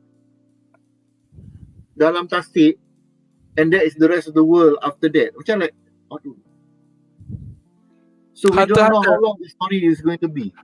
Yeah. Kita I compare dengan One I Piece need to pun, watch Hunter actually. I've not watched it. I need to watch it. Jangan. Oh, Muskati No, I mean, Hunter is awesome, but Tapi tak habis. Pasal dia tak habis. it's on hiatus all the time. I know, but he came back. They But say now that dia now complain dia sakit balik. Oh, letih lah nak baru sakit kata lah. aku nak start balik. So like, but as Anyway. it is, Hunter, kita menyimpang sikit, as it is, Hunter has a very good point in the anime where macam like, kalau dia tak animate any further episodes pun dah okay dah. Tapi the manga dah continue. So, up to you lah kalau aku nak baca ke tak. But tapi the manga according ni whatever his name Hitachi, dia cakap dia kata dia sakit lagi, tapi dia kata now dah starting to struggle again to draw, despite he managed to do a lot. He did a lot. He did updates on Twitter every day. Tu yang mula-mula orang terkejut macam, oh, Hunter is coming back. But he has done a lot of hiatus sampai he cannot draw back as he used to. That's how long he's been out of the game. Itulah, aku pun tak tahu. Kesian, but at the same time tak tahulah. Tak apalah, if you want to watch the anime, it's worth it. You can stop at where the anime is ended right now. And be happy with. There's a good ending or pause in the story. But yang pentingnya, because we're talking about benda ni, SLANE THEOCRACY is just the first major enemy they kena overcome. Because they will end up using another world item or two, my speculation. And that is when Ainz will realise that he needs to gather balik all of the world items before he can finally conquer the world. Aku tak ingat world item yang dia pakai nak make Sheltier became the way that she did at the end of season 1 tu, is that a Yggdrasil world item? Faham tak? Yeah. Is that the one so Ainz recognize the fact that how the hell those people got that stuff? Where did they get it from? Dia basically dia Sheltier punya immunity to control magic requires something at the level of a world item to erase, to bypass that magic punya level. That means kalau kau setakat level 100 punya magic pun tak boleh lepas. Yes. So you need to, and then kalau tak silap aku, dia orang punya world item is like one per world, per server on Yggdrasil. So that's why bila ingat tak masa dia orang pergi ke the Dwarven punya ni, they take out a super key tu, can only be used 7 times. 7 times. That was because if that's a world item kan, that one yang Ainz punya tu once it's gone, it's gone. Tapi tu lah, dia pun macam sayang nak pakai, tapi tak apalah, I'll use it. So he'll probably use it until tinggal 2 and then simpan. Anyway, so since you are now on the screen, ini soalan untuk Syaz, apakah pendapat anda apabila Maharaja Elnix dari Baharuth meminta bantuan dari SLANE telah mendapati kesatria-kesatria Baharuth meletak jawatan secara en masse setelah menyaksikan dengan mata sendiri kuasa Ainz dan kambing-kambingnya di medan pertempuran Kats? Silakan. Well, he's doing what a king should be doing lah, trying to make sure his kingdom survive. Tapi dia tak sedar diri. Dia ingat orang masih boleh lawan Ainz ni. But to be fair, he is betting on something he does not know. Quite something which he does not know. So antara dua orang ni, who is more likely to kill me? Ainz is more likely to kill me. So of course. Aku tak human lain kan. Human lain pun human. So like you know, aku boleh apa pasal elf dengan orcs dengan ogres and whatever. Aku nak human aku hidup je. He is all out for himself. Dia hebat, dia seorang je. Sampai dia punya soldiers pun banyak resign kan. That's what you say. Itulah. Soldiers, dia punya elite soldiers bye bye. Because they realize who they are fighting. And he is trying, and this emperor is of course doing his best lah. You know, hoping that the theocracy has something hidden that can fight Ainz ni. Tapi member tu datang show up, I am here. Terus kecil. Actually, he's trying to save his hairline. Yeah. So because ultimately, janji dia hidup and remain in power, he will do whatever. Tu je. He doesn't really care he ikut siapa sebenarnya. Tapi kan, Sebab kalau sorry, katakan good. the SLANE managed to beat Ainz, dia akan cakap, oh thank you for saving me and my kingdom. I was under evil control magic. That's all. He knows how. Dia ni macam cacing tau, cacing. Dia akan macam ular cacing, dia akan move to tempat yang selirat to reach his goal. Banyak arah-arah. Ada banyak tak? Tak apa arah-arah tu? BuzzPopTV ni macam kenal lah. Kau kenal ke Kudo? BuzzPopTV ni siapa Dia banyak buat streaming Wah. Dia orang kan yang copy kita punya overlay semua ni. Malu tu. Tak malu. Dah lah tak cukup janggut. Cish. But, Tak join. tak. Only sebab kita member je kita boleh kutuk macam tu. Dia punya arah-arah scene banyak yang tahu jangan. Oh, don't share that. Jangan share that one. Dia punya arah-arah banyak cerita je, tapi tak banyak action. Betul. Paling teruk lah arah-arah scene dia. Ainz duduk on the girl. Ya. Atau cium pipi Albedo. Oh my god. Character development tu. Kena gigi dengan gusi. Aduh, Albedo happy. Terus panggil Momon depan muka. Bye-bye Momon. Terus menangis. Betul. Habis kenapa? Jangan nangis. Peluk. Lagilah Albedo tu. Bukan ke scene yang paling ara-ara is the one when the lizard man having sex? Ekor berbelit macam betul punya. Mengapalah diorang animate benda tu macam tu? Why? A1 Pictures. Madhouse. Why Madhouse? Why? Sebab there is no rules that say they cannot show lizards getting babies. Be about sex. Ini video biologi. Betul. Anyway, so kita dah menyimpang. Terima kasih kepada BuzzPopTV kerana sekali lagi saya kena upkan BuzzPopTV banyak-banyak kerana sudi beri kami platform untuk hari ini. Since just ini pun kira macam short question sebenarnya. Either of you can answer. Apa pandangan anda apabila Ainz muncul tanpa diundang di Colosseum Arwinta, ibu kota Baharuth? Apakah pendapat anda tentang tiba-tibanya Maharaja Elnik sanggup tunduk offerkan Baharuth menjadi vassal state kepada kerajaan Ainz Olgun? Anyone? Or Shaz, or you want to go ahead? Yang second question tu sebenarnya kita dah terjawab tadi. Yelah. Dia nak bow down. Janji aku selamat, janji aku king, emperor. Tapi that was like an afterthought, right? I think he was like, okay lah, tak apalah, okay lah, betul lah. Dia kuat, dia terror. Ambil lah. Tak, sebab that one simple. Yeah. The strongest warrior in his kingdom, dia apa nama dia? Lord of... yang overlay tu. Iron Lord. Dia ada title. Aku tak ingat, but I know who you mean. Yeah. Siapa basically yang dalam gambar tu lah. So Mama tu kena handle macam tu je. Yes. So instead of acting with somebody who datang-datang pun takut-takut, ngerup-rup, kita nak buat apa ni? Member datang, rise up from the dead. Welcome back bro. Kau nak bet dengan siapa? dia panic like, aku ikut kau lah. He has completely shown his power. That's why dia terus jadi like, aku jadi puppet king pun tak apalah. Just let me be. So in terms of dia punya decision untuk datang unannounced and prove his power, that is one of the rare moments where his actual planning was very well done. Sebab kita tahu sorry? Tak apa, go ahead. You so based on my understanding lah, that dia logistik bagus.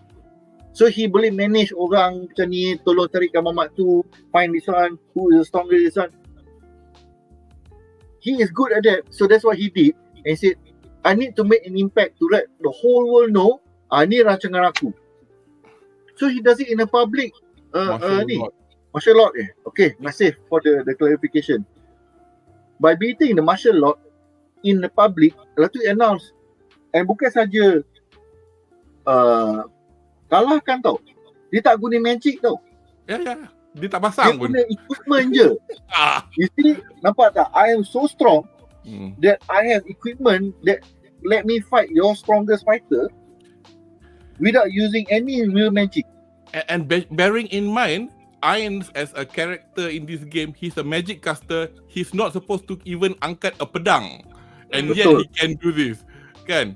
Macam bayangkan kalau dia guna whatever lah. Ping. So orang nampak dia dah terbang masuk. Yeah. So they know he's a magician. And he has already let everybody know I'm king of darkness or whatever. I'm a magic user. Aku datang pakai tongkat, bro. Lawan kau punya greatest fighter.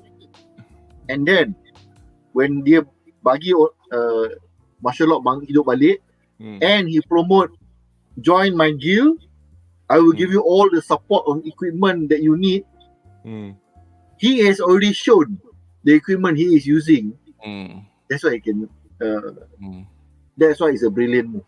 Yeah. I'm not just advertising. Mari datang. Ini yang saya akan bagi korang pakai ni. Magic weapon macam ni. That's why he's also allying dengan the dwarfs. Yalah. He needs to start making more weapons and all that. Actually, in my opinion, right, I think it was a chance move lah that he did this brilliant thing lah. It comes by as a coincidence tau. He was talking to the guildmaster. Before that, dia jumpa dengan Fruder kan. You remember how he showed him the book kan? The book of the dead. Book of the dead. Ia kan tak dia baca, rupanya Fruder boleh baca because of this one equipment apa yang Irons kasih lah. So Irons kan kata kan, I better keep this thing from this guy because kalau dia pada saya apa, it's going to be a problem lah. So he said, you can read it later when you dah baca hafal apa the language, some sort of bullshit reasoning lah, which is actually a lot of sense. But one of the main reasons kan why he went there kan is to get his army of adventurers to come and work for him tau. Like you mentioned in the previous question.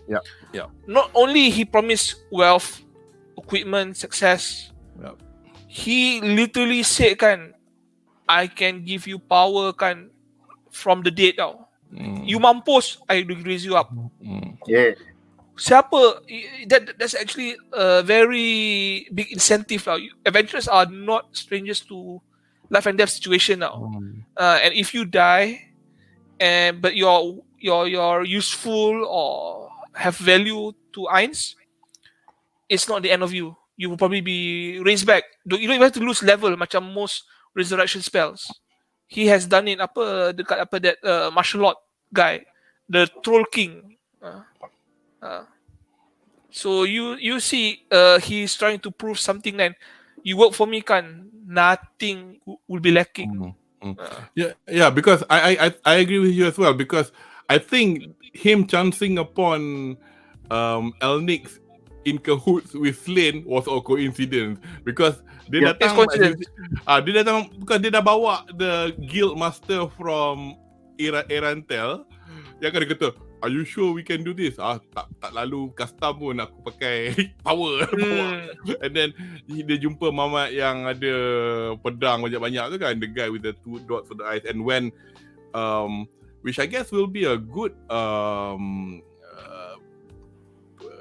thing to mention, because that's pretty much going to bring us to the next segment. Tapi I think just for one more soalan daripada penonton, let me bring it to the one that I just marked.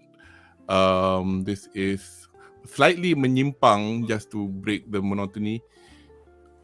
Okay, soalan daripada Apit sekali lagi. So, para panelis, musim mana, episod mana yang disukai termasuk musim sekarang dan kenapa?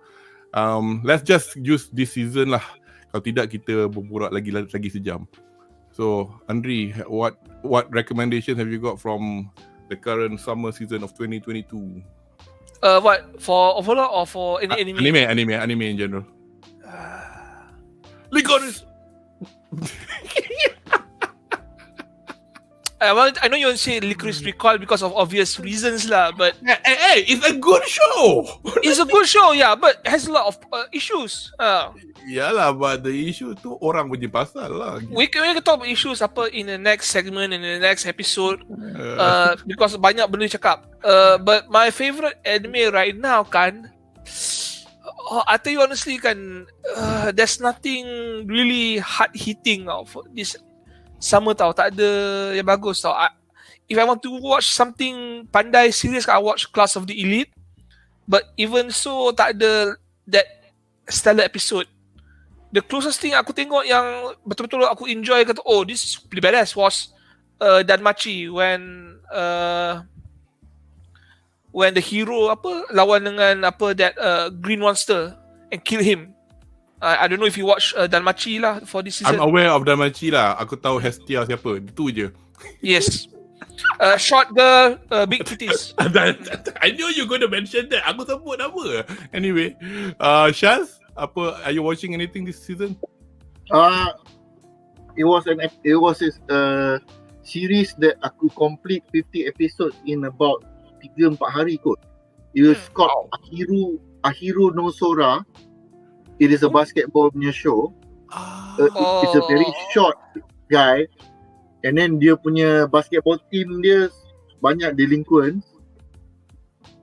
Why is it familiar? Is it baru punya anime atau is it a sequel? I think, let me check. Dia punya score dia 7.28 lah on my anime list. Dia come out in fall 2019. Oh, it's lama dah punya lah. So you're watching something this. Okay, faham. So best I mean, I don't know. I mean, nama English dia apa? Dia ada nama English tak? Sebab Sora tu nama dia ke? Oh, bukan Sora langit. Aku just share screen lah, just tunjukkan. Tak apa. Saya tak. Itulah, sementara Syaz tengah nak share screen, bagi saya sama season, tapi walaupun nama dia sama, tapi dia bukan sama season, dia actually core 2. Pasal dia tak habis time rendering. Untuk saya, ini orang di barat, orang kata anime ni tak ada hype, orang tak sebut pun apa, because pasal apa? Pasal di barat orang tak dapat tengok, because masalahnya Disney dia ambil lesen nak tunjuk anime ni, tapi Disney Plus ni dia nak kata tak reti kan, kata kita ni palatau. Because orang selalu ambil anime punya license, cara orang fans nak tengok every week. Itu boleh borak-borak, next week apa lah semua kan. So macam for example, masa dia orang buat Jojo Part 6 kat Netflix. Oh, by the way, Jojo next the other 12 is coming next week or something. In the episode 13 until 26, whatever the hell. Yang Julian on Netflix. So I can binge everything. Yeah, personally I don't mind binging because Jojo lama I tengok, I binge anyway. Tapi I get it because memang seronok bila tengok satu episod seminggu. Setengah orang tengoklah, ada setengah orang tak suka, tapi macam bila dia orang buat macam tu, bila streaming platform macam yang bukan Funimation, yang bukan iQIYI ke apa, bila jenis tak simulcast, dia buat macam apa tau, because depending on the lesson, dia kata kita orang tunjuk 3 minggu selepas Jepun, macam communicate ke Netflix. Kami kat sini tak boleh tengok simultaneously. I had to go pasang VPN Jepun, and hari tu kan for some reason dapat English subtitles, and then tapi lain hari tak dapat. So nak tengok up to date kena pakai VPN. So when Disney has the license, diorang decide sendiri macam, okay, kami dah ada license untuk summertime render. Japan kami tunjuk macam biasa. Apparently dekat Malaysia, Singapore semua dapat, tapi a few weeks late or a couple of days. I might be wrong. So siapa kat chat tengok summertime rendering, please correct me kalau saya salah. Tapi you all dapat tengok. So untuk you all macam tak heran pun. Tapi cerita ni untuk I'm not good with jump scares, tapi cerita ni quite violent lah. Dia pasal apa tau? Pasal cerita ni, mana nak cakap kalau violence macam cerita Overlord ni, kita faham lah bawa pedang semua, takkanlah bila kena potong tak berdarah kan. Tapi ini tiba-tiba pisau dapur kat tengkuk. Darah memancut-mancut. So you go like, woi, where did this come from? But the story is brilliant. It's a mystery story. Ada orang kata dia bau-bau ReZero sikit because dia dia loop. Lepas mati dia go back in time. Lepas go back in time. Saya tak tengok ReZero, so I wouldn't know. But ReZero dia macam tu. Dia a bit of that. But this is set in the normal world. Dunia Jepun sekarang is in a small island Japan. It's really well done as well. The animation is fantastic. The story is cracking lah. I stopped in between because I wanted to like tunggulah dulu. I want to watch something else first because rasa macam because people are saying now dah episode 20 and orang cakap something gempak happening, so I probably just start catching up again lah. I have to watch it via other means lah. So sorry, so Shaz, you were trying to continue about something tadi. I dah share tadi ke dia tak jadi? Oh, because I was talking. Oh, you share tadi? Yeah. Nak share balik ke? Oh sorry, I duk cakap I tak nampak. Tapi takut kan gambar you kecil kan? Oh, itu je lah. I just share balik lah. Sekejap, if you don't mind. Now and this one. I tak berubah langsung. Oh, tu dia. Oh, memang cakap Jepun terus. Tapi my animalist Mel dia suka tulis Japanese. Dia kalau boleh dia tulis the Japanese name and not the English. Tapi tak apalah. I can't see the let me just get rid of the overlay. Ahiru no Sora. Oh. Yep. I don't know, I just like basketball punya ini. Itu je. Cool. Nice. Okay, so kita dah jawab soalan dari rumah. Sekarang I just want to add one thing. Yeah. Just now you mentioned JoJo 6 going start next week, right? Soonish, very soon. The reason why I'm not that excited, even though I'm a hardcore JoJo fan, is because Netflix can kill JoJo Friday for me. Every time one JoJo episode comes out, the fans can make fun, make memes, and discuss, and we poke fun, we torment each other. Oh, maybe this guy's gonna die, maybe he's gonna use his the punya powers like this way. Now we don't have that luxury anymore because we can binge and watch from start to finish and no suspense. If you compare JoJo 4 and JoJo 5, right? JoJo 4 is actually, I enjoyed JoJo 4 more than JoJo 5, but I enjoyed JoJo 5 because there was at least content for us to discuss every week. Exactly. That's my point. Why we want it simulcasted weekly and not like one whole bunch. If it's a good episode, we can talk about it. If we have a bad episode, we can bitch about it. That's what being a fan is all about. Ya, itulah. Anyway, so sekarang kita akan ke segmen yang seterusnya, Dwarf Kingdom dan Frost Dragon. Ada.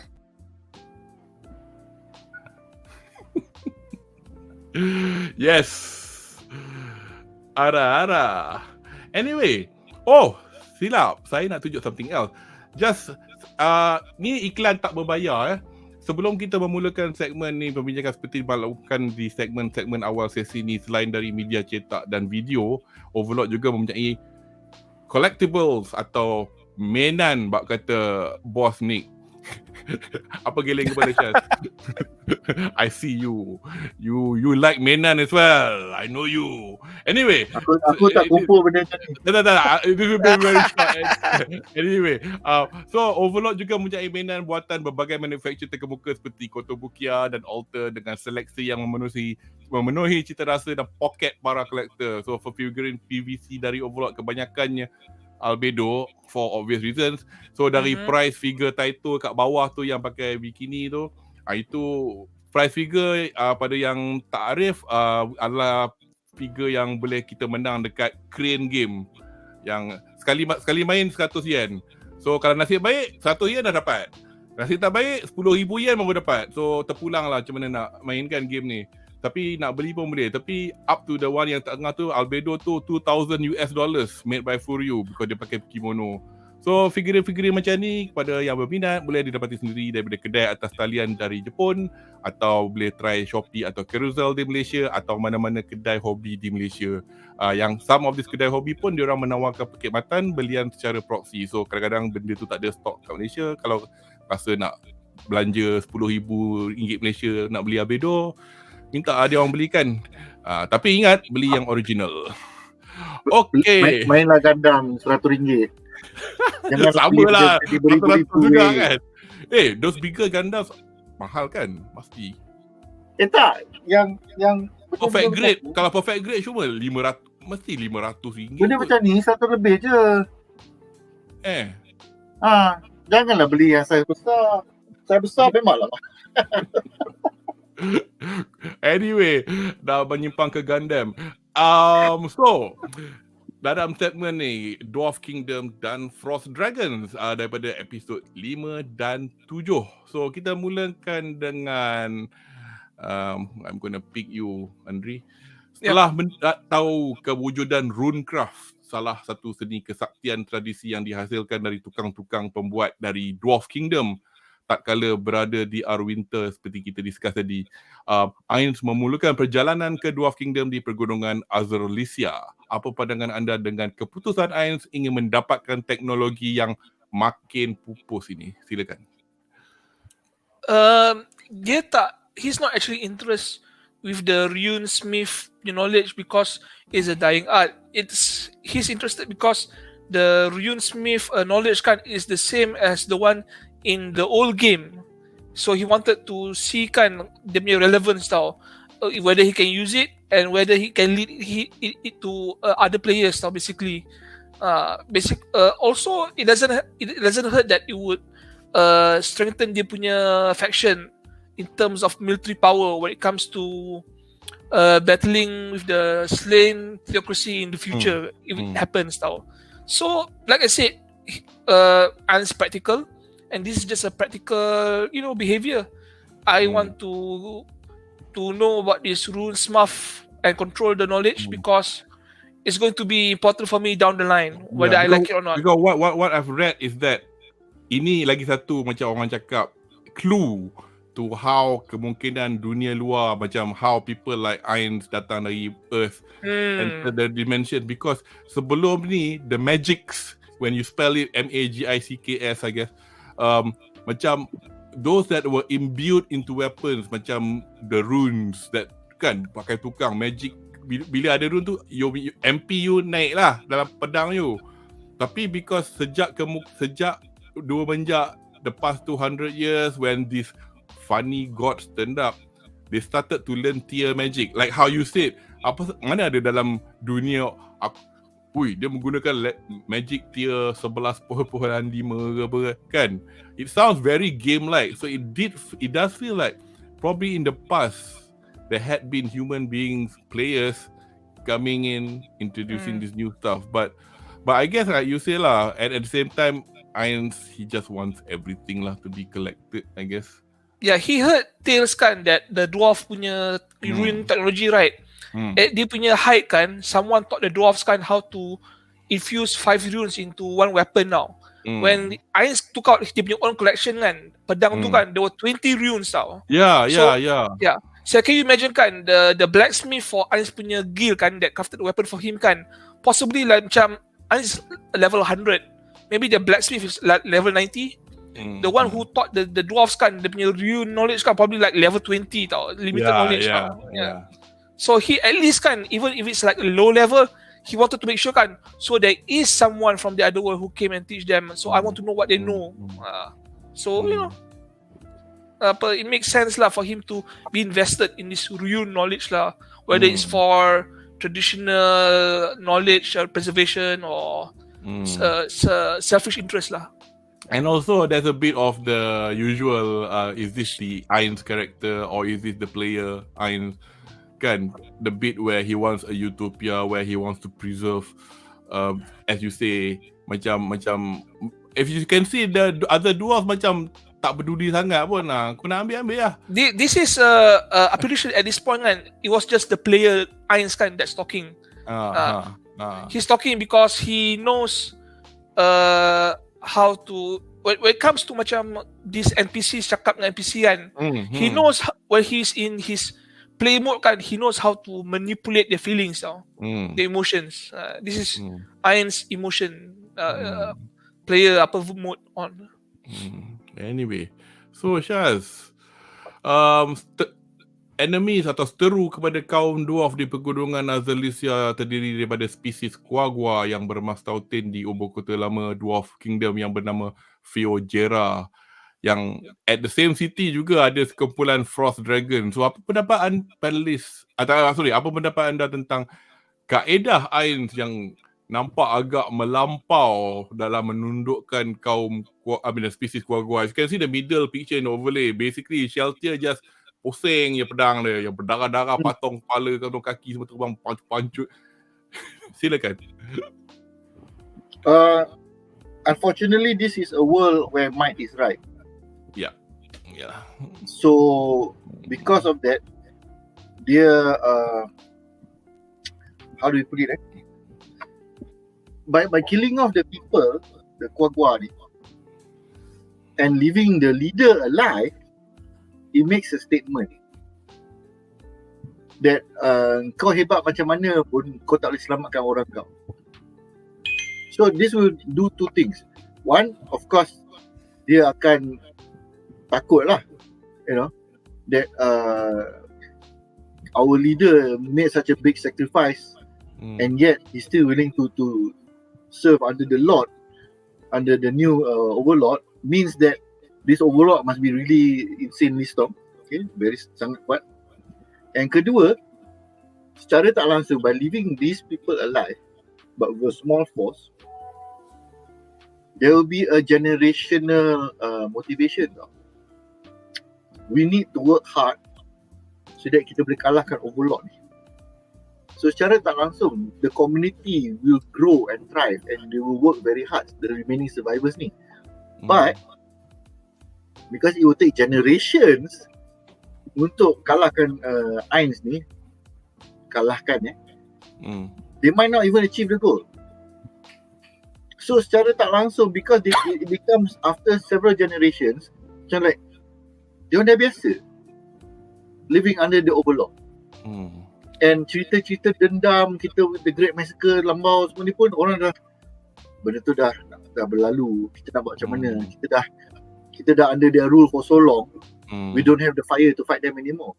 But during that time, during the first 1 to 2 generations after this massacre ni, they'll be working hard to make sure we are the strongest people. Kita kena latih how to fight, because one day our Overlord akan slip up, dia akan buat silap, masa tu kita terajang dia. Tapi kalau tak ada opportunity to do that, they cannot fight their way to freedom. Dia tak boleh dapat lah dia. Itulah, I think I agree with you lah. The concept of the might is right, and also the fact that when people like myself tengok segala scenario dengan kacamata orang moden kan, where perasaan kesian semua ada, you just go in disbelief. Apa sebab dia orang buat macam ni? Tapi yalah, yang cerita Game of Thrones, biasalah macam tu lah cara zaman dulu hidup. Kalau kau mati, exactly, kan? Tapi agaknya in my defense is because Ains tu sebenarnya a modern human being inside, but I mean we don't want to go in circles. We have discussed it before that he's already, you know, in his character and blah blah blah. But yeah, that's how it is, I guess. So just in the same breath as well, so this is the third question. Again, both of you can answer. You can start first, Charles, if you wish. So begitu juga dengan Frost Dragons, pertemuan Ains dengan keluarga naga ni menampakkan Ains tak belengah untuk menunjukkan superiority beliau. Dengan apa pandangan anda dengan betapa senangnya dia dapat menundukkan Frost Dragons ni, sehingga kan mereka dilihat sebagai kelompok naga yang agak every dragon for itself. Cuma macam nak saving their own skin selepas tengok bos dia kena grasp hard kan. Dan jika dibanding, okay, itu I guess one part of the question. The next part of the question, I guess you probably did cover it as well as an answer.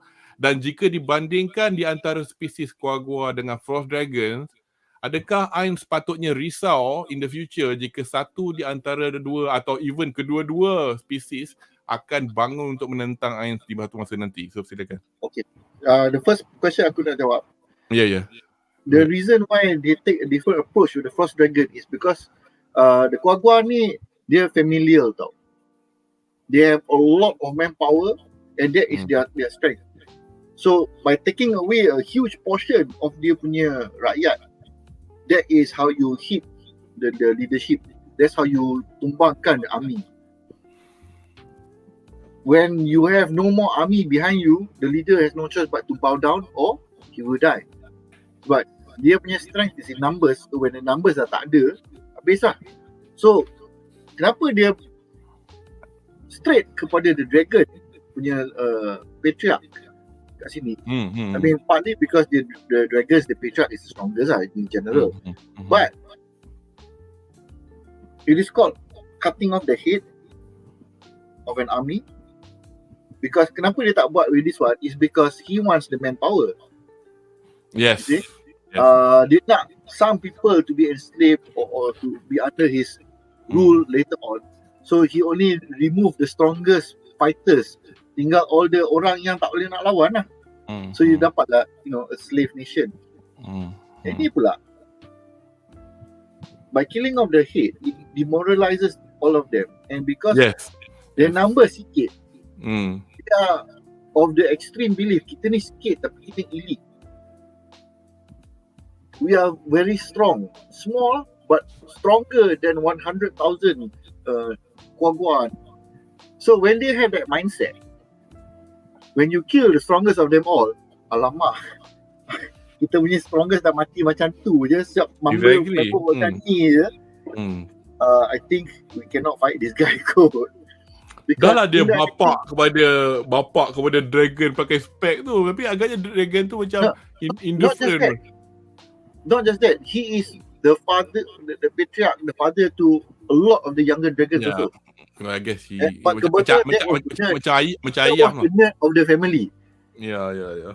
Kalau kita orang banyak budak orang yang family yang normal-ish, tiba-tiba adalah time teenager tu, saya budak emo, saya kena pakai hitam. I don't know why there is a trend in the US, but somehow a lot of the teenagers kat sana go through that phase. I don't know why. Tapi itulah. But that's why deploy different tactics tau. For this one is an elite faction, yang ni is a might might in numbers, strength in numbers, sorry. So that's why the strategy berbeza, and it turns out it's the right strategy lah for both of the factions ni. So anyway, Andri? I have a slightly different angle than Shazli. Okay, the Kuagua kan, and the Frost Dragon kan, the Ainz punya approach is different tau. Okay, Kuagua kan, he wanted the Kuagua not because they were vital to his plan, but he was curious about the Kuagua. They were kobolds. He has never seen them in that world yet. So he will try to conquer them. And memang he would prefer them to join him. Tapi if they were stubborn and until the end tak nak join, he probably will wipe them out. Doesn't matter if it's seribu tinggal apa. If they don't pledge allegiance, he will kill them out to the last guy. They were just something that he knows are there now. It'll be good if he can have them, but it's not a big loss kalau everyone dies. What he was interested is the Frost Dragons and the Vault of the Dwarfs. Yang ada the dragon apa hot lah. Dragons they always like to macam smog. They need a pile of gold to sleep and shit on for some reason now. Okay. The Kuagua, I wasn't that interested in them because they didn't pose much of a threat. I mean, compared to the dwarves kan, they're possibly a little bit stronger pound for pound lah. But the dragon was much more interesting. We see a dragon piss himself in an anime, which is basically one of the things I appreciate, even though it's unnecessary. The apa nama that dragon, Jibrahim, something like that. What's his name? Yang mana? Yang which one? Cerita tu, yang gemuk tu, yang dia kata chunky tu. Yeah. But I know what you mean lah. Yeah, it was interesting to see the dynamics of a dragon, because usually you see in Western culture, you see dragon as a soul creature. Yes. Except for Reign of Fire, where there's a big dragon male and the rest are smaller dragon female yang dimakan dan conquered. This one was interesting because we see a alpha dragon with 3 wives. Who the task kan was basically, we found out that was the 3 wives was the mother for all the dragons sana. Ada yang lay egg, ada yang warm the egg and nurse them, whatever it is lah. Tapi kan masa Ain sebut benda tu kan, rasa macam Ain perli. Oh, ni mak engkau yang, kau bayangkan suara P. Ramlee lah. Oh, ni mak engkau yang berlahirkan kau, ni mak engkau yang menyusukan kau, ni mak engkau yang selimutkan kau Yes. Tapi mak dia. Aku mak dia. Ayo mak dia. It was funny. This is a dark comedy. People keep forgetting that Overlord, it's very cool, very awesome. No, he's just funny. It's just dark comedy. Everything is dark comedy. I know. But it's funny lah. It's very funny. The way that I subjugate the first dragon kan is very practical now. He knows he wants to kill the alpha dragon. He knows he has to kill the alpha dragon. But he went there kan with the intention kan to kill as much dragon as he can now. He said he wanted dragon parts. Yeah. Then what stick? Yeah, so when other dragons kan tak lawan kan, except for that one dragon yang cabar dia, because he's probably the second strongest. Yelah, dia nak tunjuk kuasa lah. Yeah. Alpha kedua. He wanted to kill 2 out of the 3 wife dragons. Tapi because the dragon yang surrender tu kan, yang kencing tu apa, kata, they were my mothers kan, I give you my word, I wouldn't kill your mother, so okay, memang 3 ni saya tak kebunuh. He was partly disappointed if you sedih sedih. Tu lah. Yeah. This is the evil eyes. Aku nak pakai buat tu lah. Yeah, but he's there was evil eyes talking, but he was, despite evil kan, he was a man of his word, so he's not that evil, he's just practical. When that dragon cabar dia kan, he was like, oh yeah baby, someone fight, crash hard, mati. Nada apa, ambil. Will there be anyone else? He has that Gaveltron move masa dia bunuh Starscream. Is there anyone else? Apa Syah dia punya word sebelum dia masa dia landing tu, I find coronation Starscream. Apa? This is bad comedy. This is bad comedy. This is bad comedy. Yeah, betul. And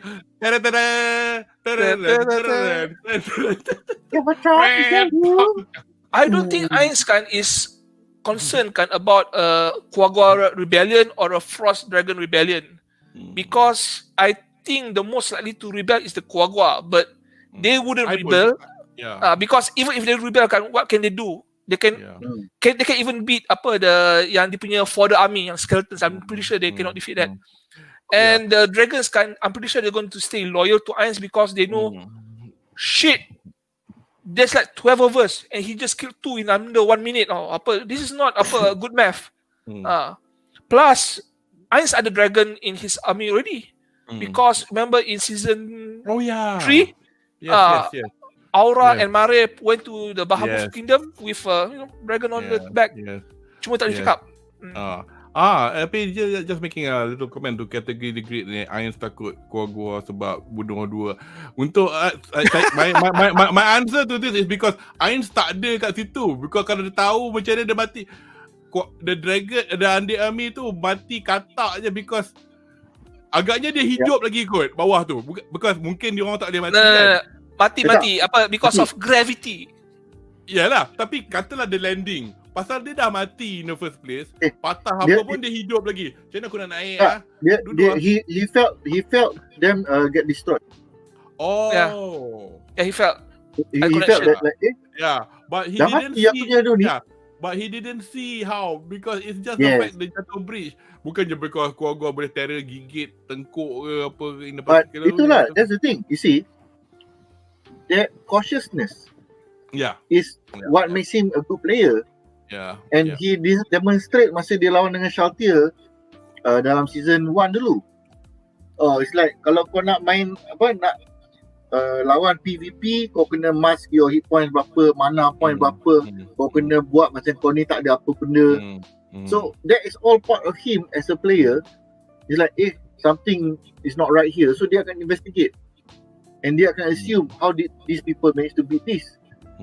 So bila tengok, alah, kau tak boleh nak even push Shaltier 1 inch pun. Oh, I see. So that means you did some trick lah bagi dia jatuh ke ni. Sebab when they saw the bridge was gone, dia macam like, alah, jatuh jambatan je ke? Aku panik buat apa kan? Because he really thought the Kuagua single-handedly or whatever took down. Exactly. Yep. So when he saw the bridge was gone, like, Exactly. Itulah.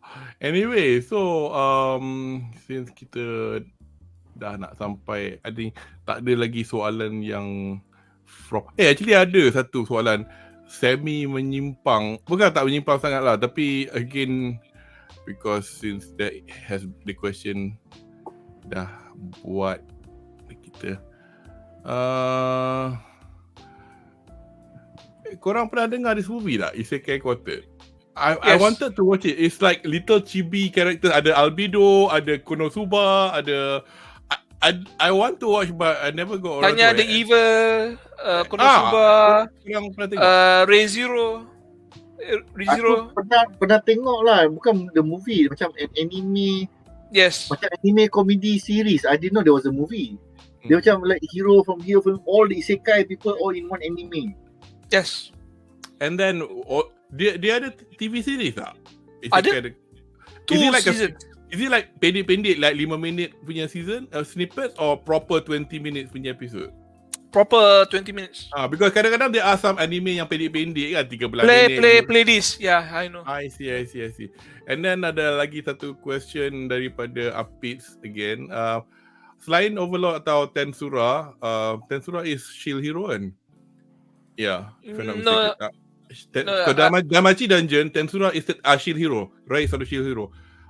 Para panelis boleh recommend anime atau manga di mana genre isekai dan world building yang ada similar tak? Because at the moment personally saya tak tengok isekai sangat. In fact, this is my first proper isekai. If Konosuba for me is a parody. It's an isekai but it's a parody of an isekai. But go ahead guys. Apis bin Senin, I'm going to cakap satu benda kan. Isekai kan secara general kan, they have very shallow character and world building. Most of the time kan the main hero kan is overpowered, marries you, OP. Tensura is slime. Slime, yeah. Uncle tak tahu. Still same. Tensura slime kan. You tengok apa the slime character kan. That asexual character kan, he's overpowered. Yeah. But if you want to watch a decent isekai series kan, Grimgar, Ashes to something. Can you check apa nama penuh betulnya? Grimgar. I think it's a very serious, very. I like to check, but when I do that, the computer will mess up. So I will use my. Go ahead, someone. It's Grimgar lah. You just check apa Grimgar anime, and then you'll see it. It's a isekai. The characters there. Kaito Genso no Grimgar. English right? Grimgar of Fantasy and Ash. That's one. I know it's very no Grimgar. It's a very serious anime.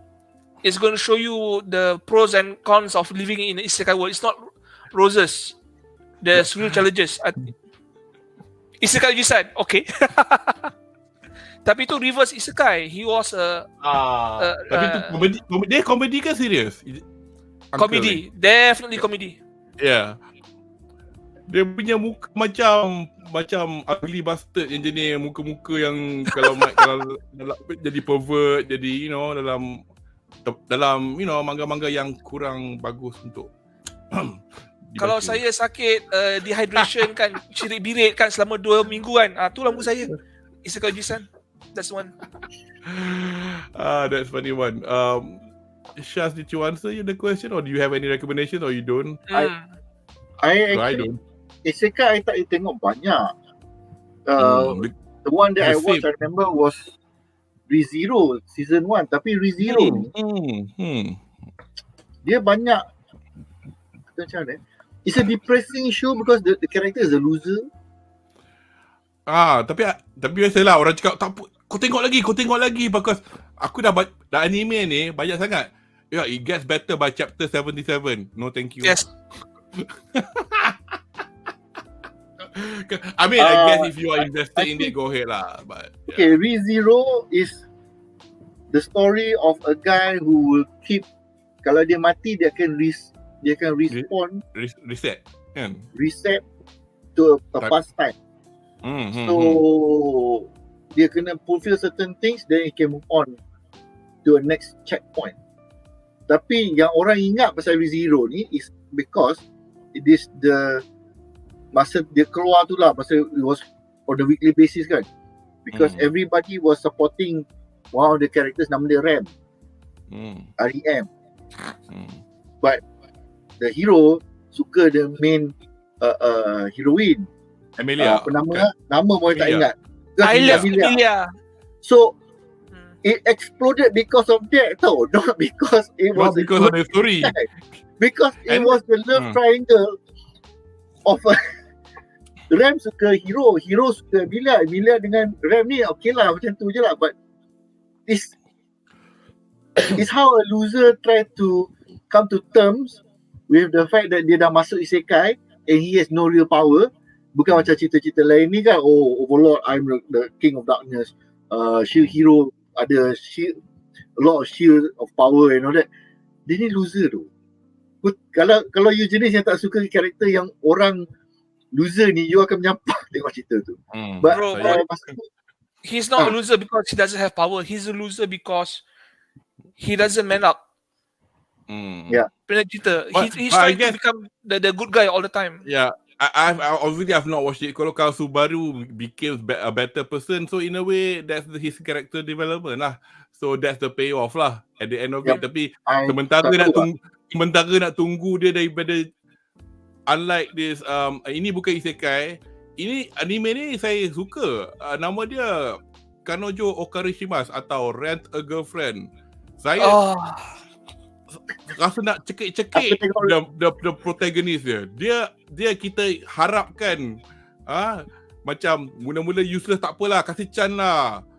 Lepas tu dah itu orang dah lah complain, kata bila nak habiskan nak cheat manga dengan anime ni, because nampak gaya macam dia tak ada development, dia macam tu ya perangai. So I still like the girls as characters. So kalau nak collect karakter figurine ke apa, tu lain cerita lah. Tapi macam rasa tawar hati sikit nak tengok. Macam now season 2 is playing on in the summer season. I'm go like tak apalah, nanti lah binge it sometime lah on Crunchyroll because But I think yang pentingnya is that a world building anime does not have to be isekai to be very good. A lot of the world building shows actually are not isekai. They are characters who are actual characters in the story world. Yes. So I think just focus kat situ is better lah.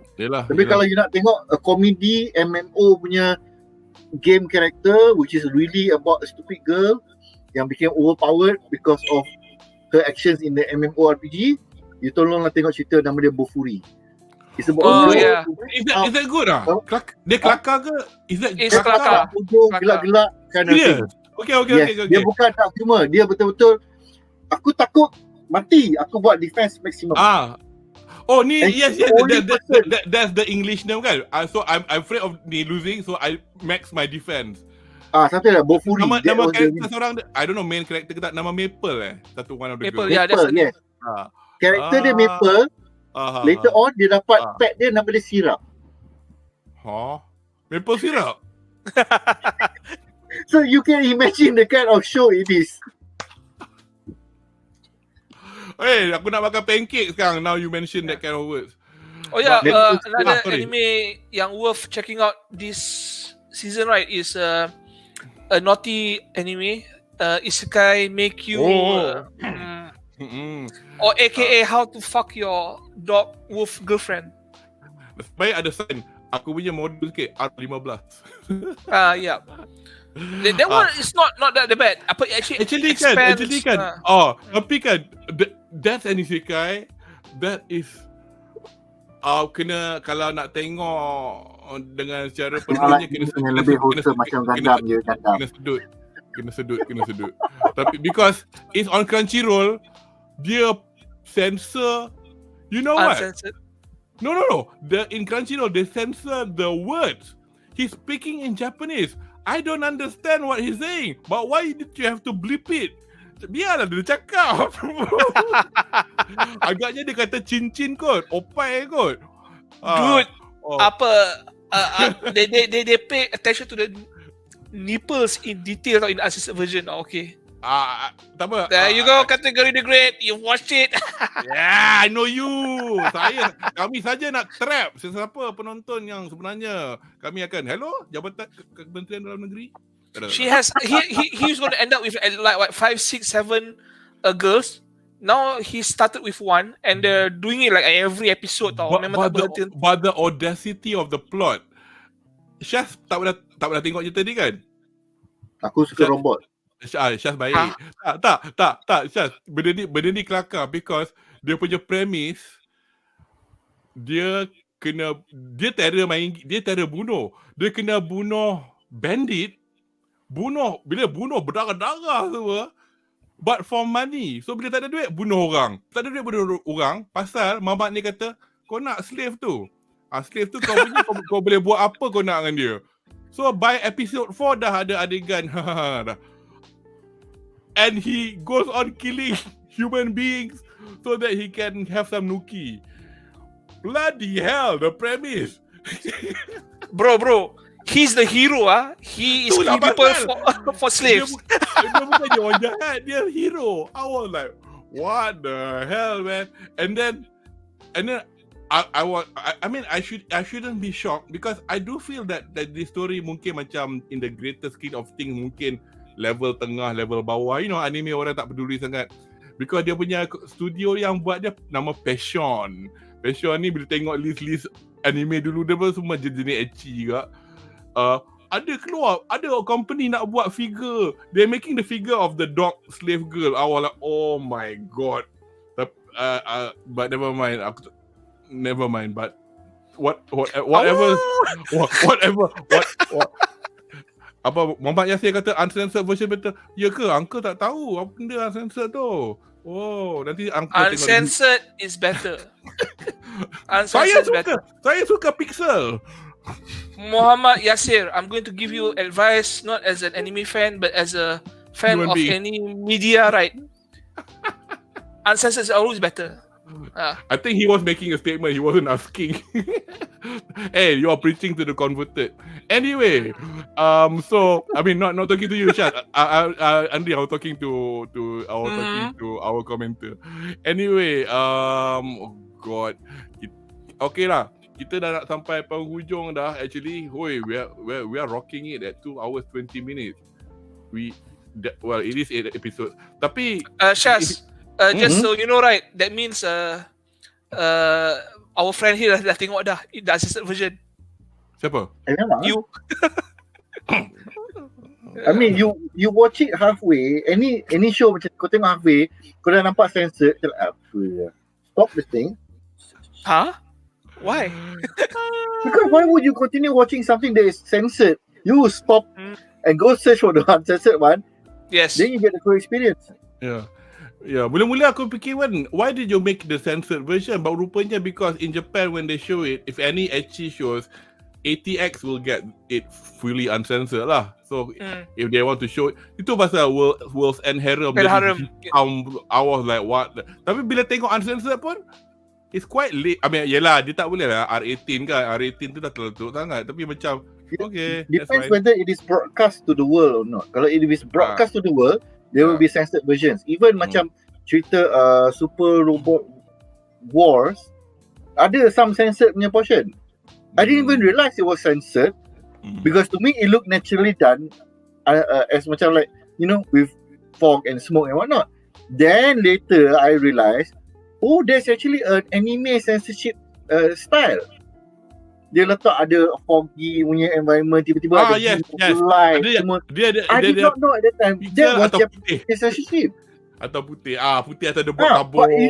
Tapi they do it in such a way that macam you Macam have dia macam tu stylized. ada macam tempat lampu shining. So it looks like you have a beam of light covering the best parts. So like, kau tak rasa pun at first. But it has become the norm now. A lot of the best anime or best top anime of the season kan are this sort of anime yang ada uncensored version. Redo of Healer, it was very shocking. We have 2 versions. Even Tokyo Revengers kan, you have 2 versions, uncensored and uncensored. Oh, ada uncensored version Because of the satu lambang gang kan ada swastika. Oh, I tak ingat apa ke Crunchyroll nampak tak? It had become an issue. The fans were discussing about it. They were not actually happy about it because apparently the swastika is just exclusively for Nazis. But you see, it's not. Swastika It's a Buddhist sign. The Buddhist sign is the reverse mirror image of the German swastika. Okay, we know that. The Japanese know that. What does the work? People do the work. People care. Of course not. Lah. Sama juga macam because I buy figurines.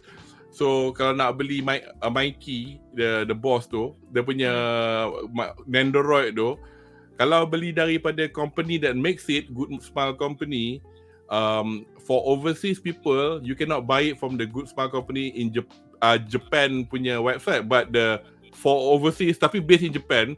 Tapi kalau kau beli dari diorang, they will send you the censored version. So belakang jacket dia kanji kosong, kanji. Flag dia hitam je. So banyak people in the know, they buy from Ami or just buy it from somewhere else yang memang jual untuk Japanese, so that you don't you so kalau macam orang-orang yang suka macam I want to buy my figurine from a Malaysian seller who is a partner shop with Good Smile. So you will get the censored version lah, because dia tahu dia nak hantar ke Malaysia kan, atau anything outside Japan. So they have separately manufactured the characters without the. So macam motor dia ada the swastika, jacket dia, flag dia. So macam a lot of people in the know, I mean obviously will know how to circumvent it lah. But that's by the by lah for censorship in anime. So sekarang after answering a few questions, so kita akan ke segmen seterusnya. If you've noticed, kita tak cakap apa-apa pun episod 8, and sekarang kita dah masuk harapan para panelis. Ada sebabnya. But anyway, mari kita ke segmen yang terakhir.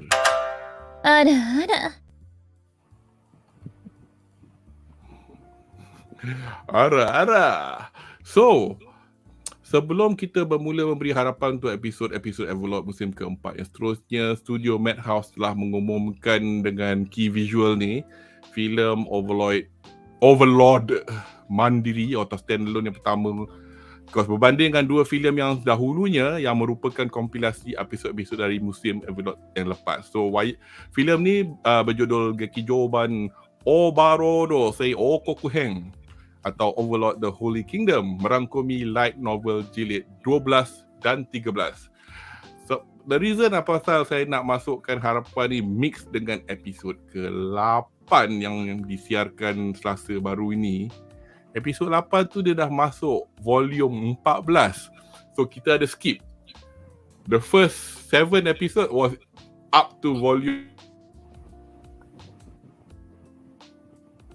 Sorry? Hello? Sila ulang? Oh, I think it got cut off lah. First time dia punya internet ada issue. Yeah, I think that's the disconnect sign. But I think this movie is about the Jabaldorf punya campaign with the SLANE THEOCRACY.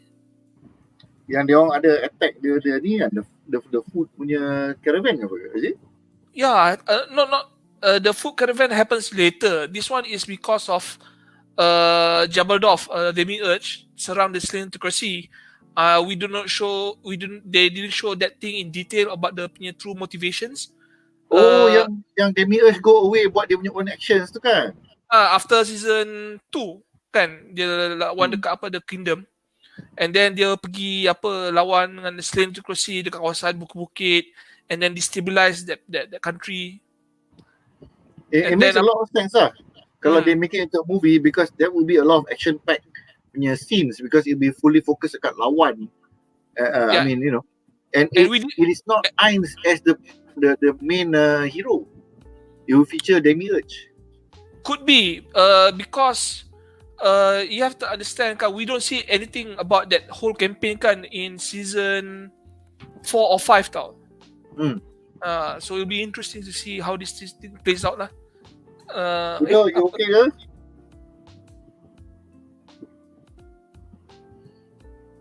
Hari siang lah aku dulu. Tu lah. Siang. Kita ada mana ni? Kudo dia isikan topi.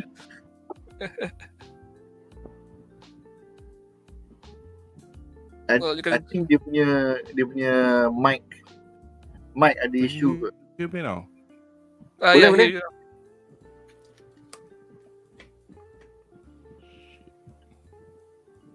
Or could be the phone habis bateri kot.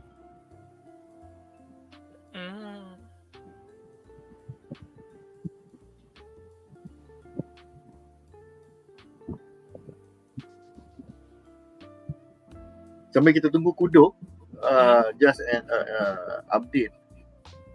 The new Dragon Ball Super is coming out soon. Apparently, it's going to be a premiere launch. So katanya BuzzPop dah ada dia punya ni. Not sure if one of my friends menang ke tak. Kena tengok lah. Are you watching? Yeah, tapi aku tak sure bila lagi. Tengoklah macam mana. Because I'm going to the location tomorrow, but for different reason lah.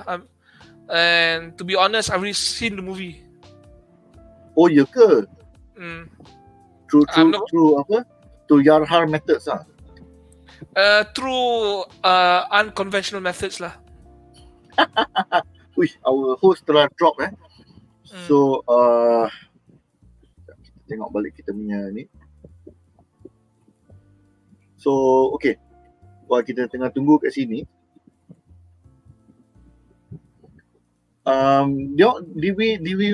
did they discuss further tak on Demi-Urge punya since we're talking about dia punya campaign tu kan, when he returned in season 4 ni, he mentioned that dia dah siap, right? He has already completed dia punya campaign, wasn't it? Yeah. Demi-Urge kan, if you notice kan in the previous seasons kan, he was in charge of the sheep farm. Okay. It's called a sheep farm, but a lot of the viewers believe kan it's actually human farm actually tau. Dia buat parchment for spells scrolls, and those scrolls are made from human skin now for Nazarick punya use lah basically. That's why when these are all the slaves that they captured ke? Yes. Oh, macam mana? These are the sheep. Wow. You remember when they mentioned about this? They mentioned this, or is it takut the light novel saja? It is mentioned. I think the people mentioned in the light novel, but okay. If you notice during the season 2, right, when they were launching attack on the lizard people, right? Demi-Urge prepared him a throne now, Ainz, made from sheep bone. But Ainz kata, this is not sheep. There's a lot of human bones here. Betul kan? Dia macam what's all this kan? Yeah. And then in season 3, when they were saving Sebastian punya girlfriend from the 8 fingers, what to do with her? Demi-Urge kata, why don't you give him to me? I can have her cook food for the sheep at my camp. Oh, yeah. So she can boil potatoes and feed the sheep there. So Demi-Urge kan tak tahu kan use the term sheep kan as humans tau. That's why, because they don't value human life much.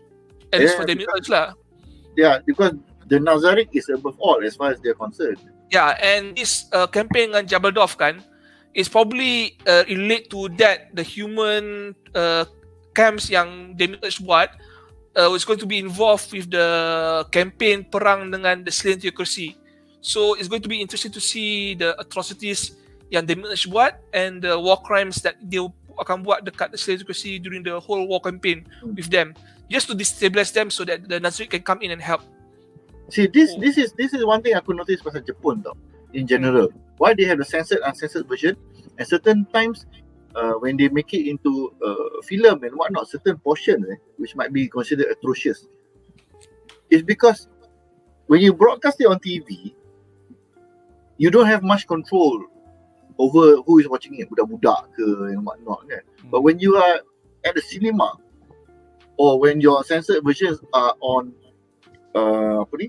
media that has to be purchased, there is another stop check kat situ lah to verify that the audience that is going to watch this is people who should be watching lah. Or at the very least their parents are saying, I'm okay with my kids watching. Macam Evangelion kan, it's like crazy shit though. But then later on, dia punya, when they make the films and whatnot, and whatever uncensored versions they have, you have to pay for it. So it allows only people who are of certain age to get access to it lah. Anyway, sorry tadi tadi just I don't know what happened. Just my system shut down, just like that. Habis power ke?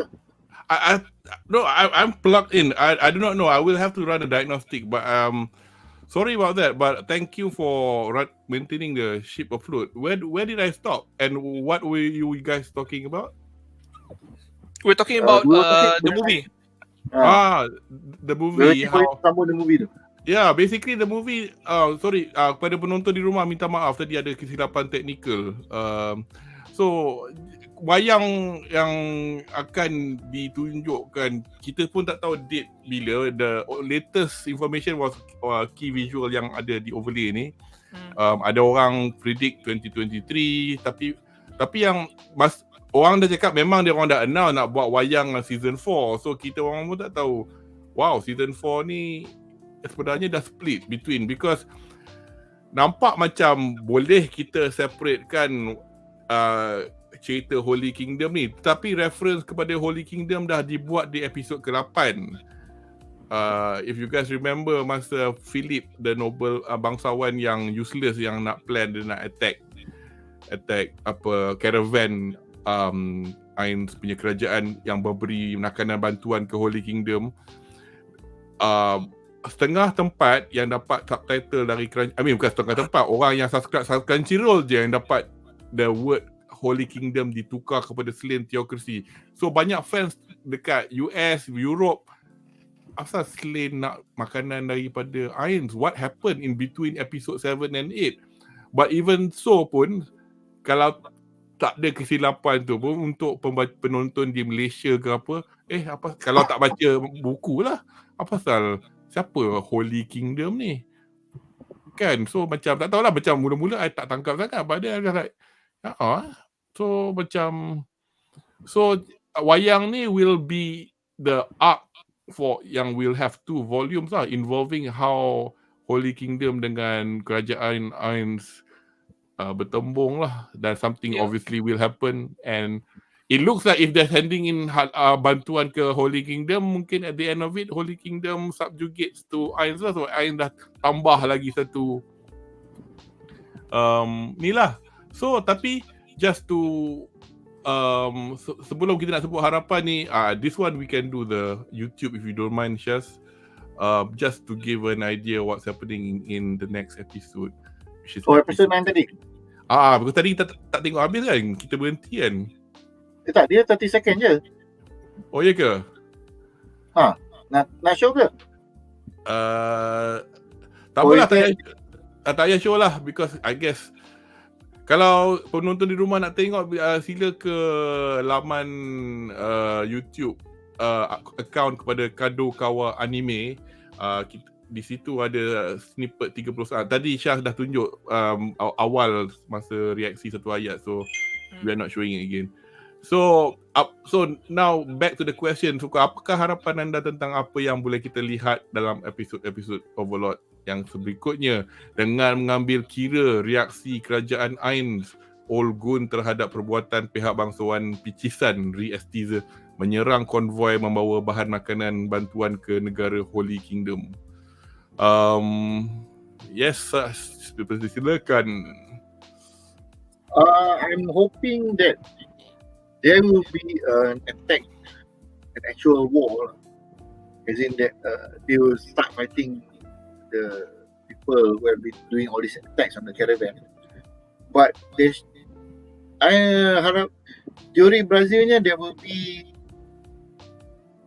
an interference by another faction. So whether this interference will be from an existing rival macam the slow THEOCRACY ke, or a whole new faction which payoff will be like mungkin season 5 or season 6, mungkin dia baru keluar atas sini macam like ni orang baru ni siapa pula ni kan, different group adventurers ke, or scouts from another kingdom that baru begin to hear of all this politics going on here. They're like, hey, let's go see what's going on over there, send our scouts over, because right now we have a small bubble of kingdoms where we can see the interaction slowly, but we don't know what's beyond. How big is the world? Is it just one continent, or is it multiple continents? But you bear in mind kan, you have a theory, but that's based on the ending of episode 8 kan, masa Albedo datang. Kalau and then kalau kepada penonton, kalau semua ingat masa Albedo approach King Raja Reaksi tu, dia punya surat watikah tu ada cap mohon of all the vassal states including Empire Baharuth. So you know, the Dwarven Kingdom stamp is there. I mean, is that middle picture at the bottom in the, I can't make it any bigger lah, but if you guys are watching this on the big screen, you see there's like 1, 2, 3, 4, 5 nations. The Lizard Nation, the Dwarven... No, Lizard. The Dragon Nation. Diorang belum ni, Dragon Nation yang Frost tu. The Dragon Nation kan, I think they got involved during the SLANE THEOCRACY punya. Yeah. Okay. Yeah, but whatever it is, they got, you know, so, and then Albedo gave him an ultimatum 1 month. This bit I find, ini, what are you going to do? Just, this is another bit yang aku macam, yang buat salah, Bangang Bahlul, mana dah, Krani Office mana, tapi you're punishing the whole nation. I don't know, but just because it does feel like a bit of an ego trip, in my opinion. But it's not an ego trip. This is not an error. You don't attack a caravan that bears the sign on error. You do it on purpose because you know who's carrying what and who's doing what there. Probably it's not just one caravan. Tapi lagi satu pun, if I'm not mistaken, the reason they macam planted the seeds so that this kind of thing happen is just to plant a seed of civil war within Reaksi, so they could fight among themselves to weaken them. But now it's like all out war. It's like, despite the fact the king say, I'll give you my head, no, he'll give you a month. You know, I mean, then you wonder. Remember our first question in one of the earlier segments, the Tali Barut, what's her role in this? Is she actively could be Renner tu. Renner apa memang is working for Ainz. I'm very sure of it. No, I think we know that already, that she is working for Ainz, but the fact in what way, whether or not, you know, this would mean the ruination of her own country. She doesn't care. Yalah. So, and she got that little box. I wonder what will that box give her. So that's quite interesting to find out, because obviously I've not read.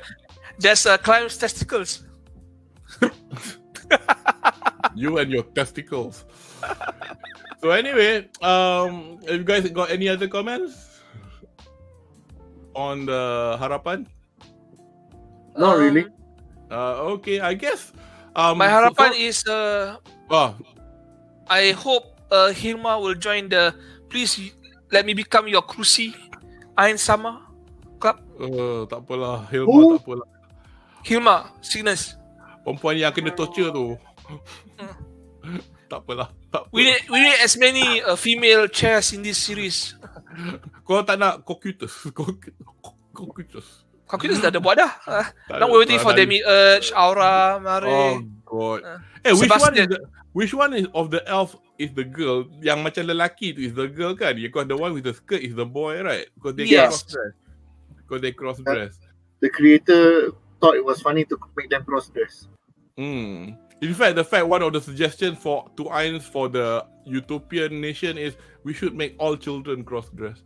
Yay! Yeah, and then episod kelima kita tak boleh bedah pasal nanti kena serang. Anyway, okay, dengan itu kita akhiri sesi pertama kolaborasi anime sama OVERLORD dengan BuzzPop ini. Minta maaf tadi ada kesilapan teknikal. Hopefully that didn't bother your enjoyment that much. Kepada panelis Karya Sama Desta, terima kasih kerana menjayakan sesi bedah kolaborasi ulung ni.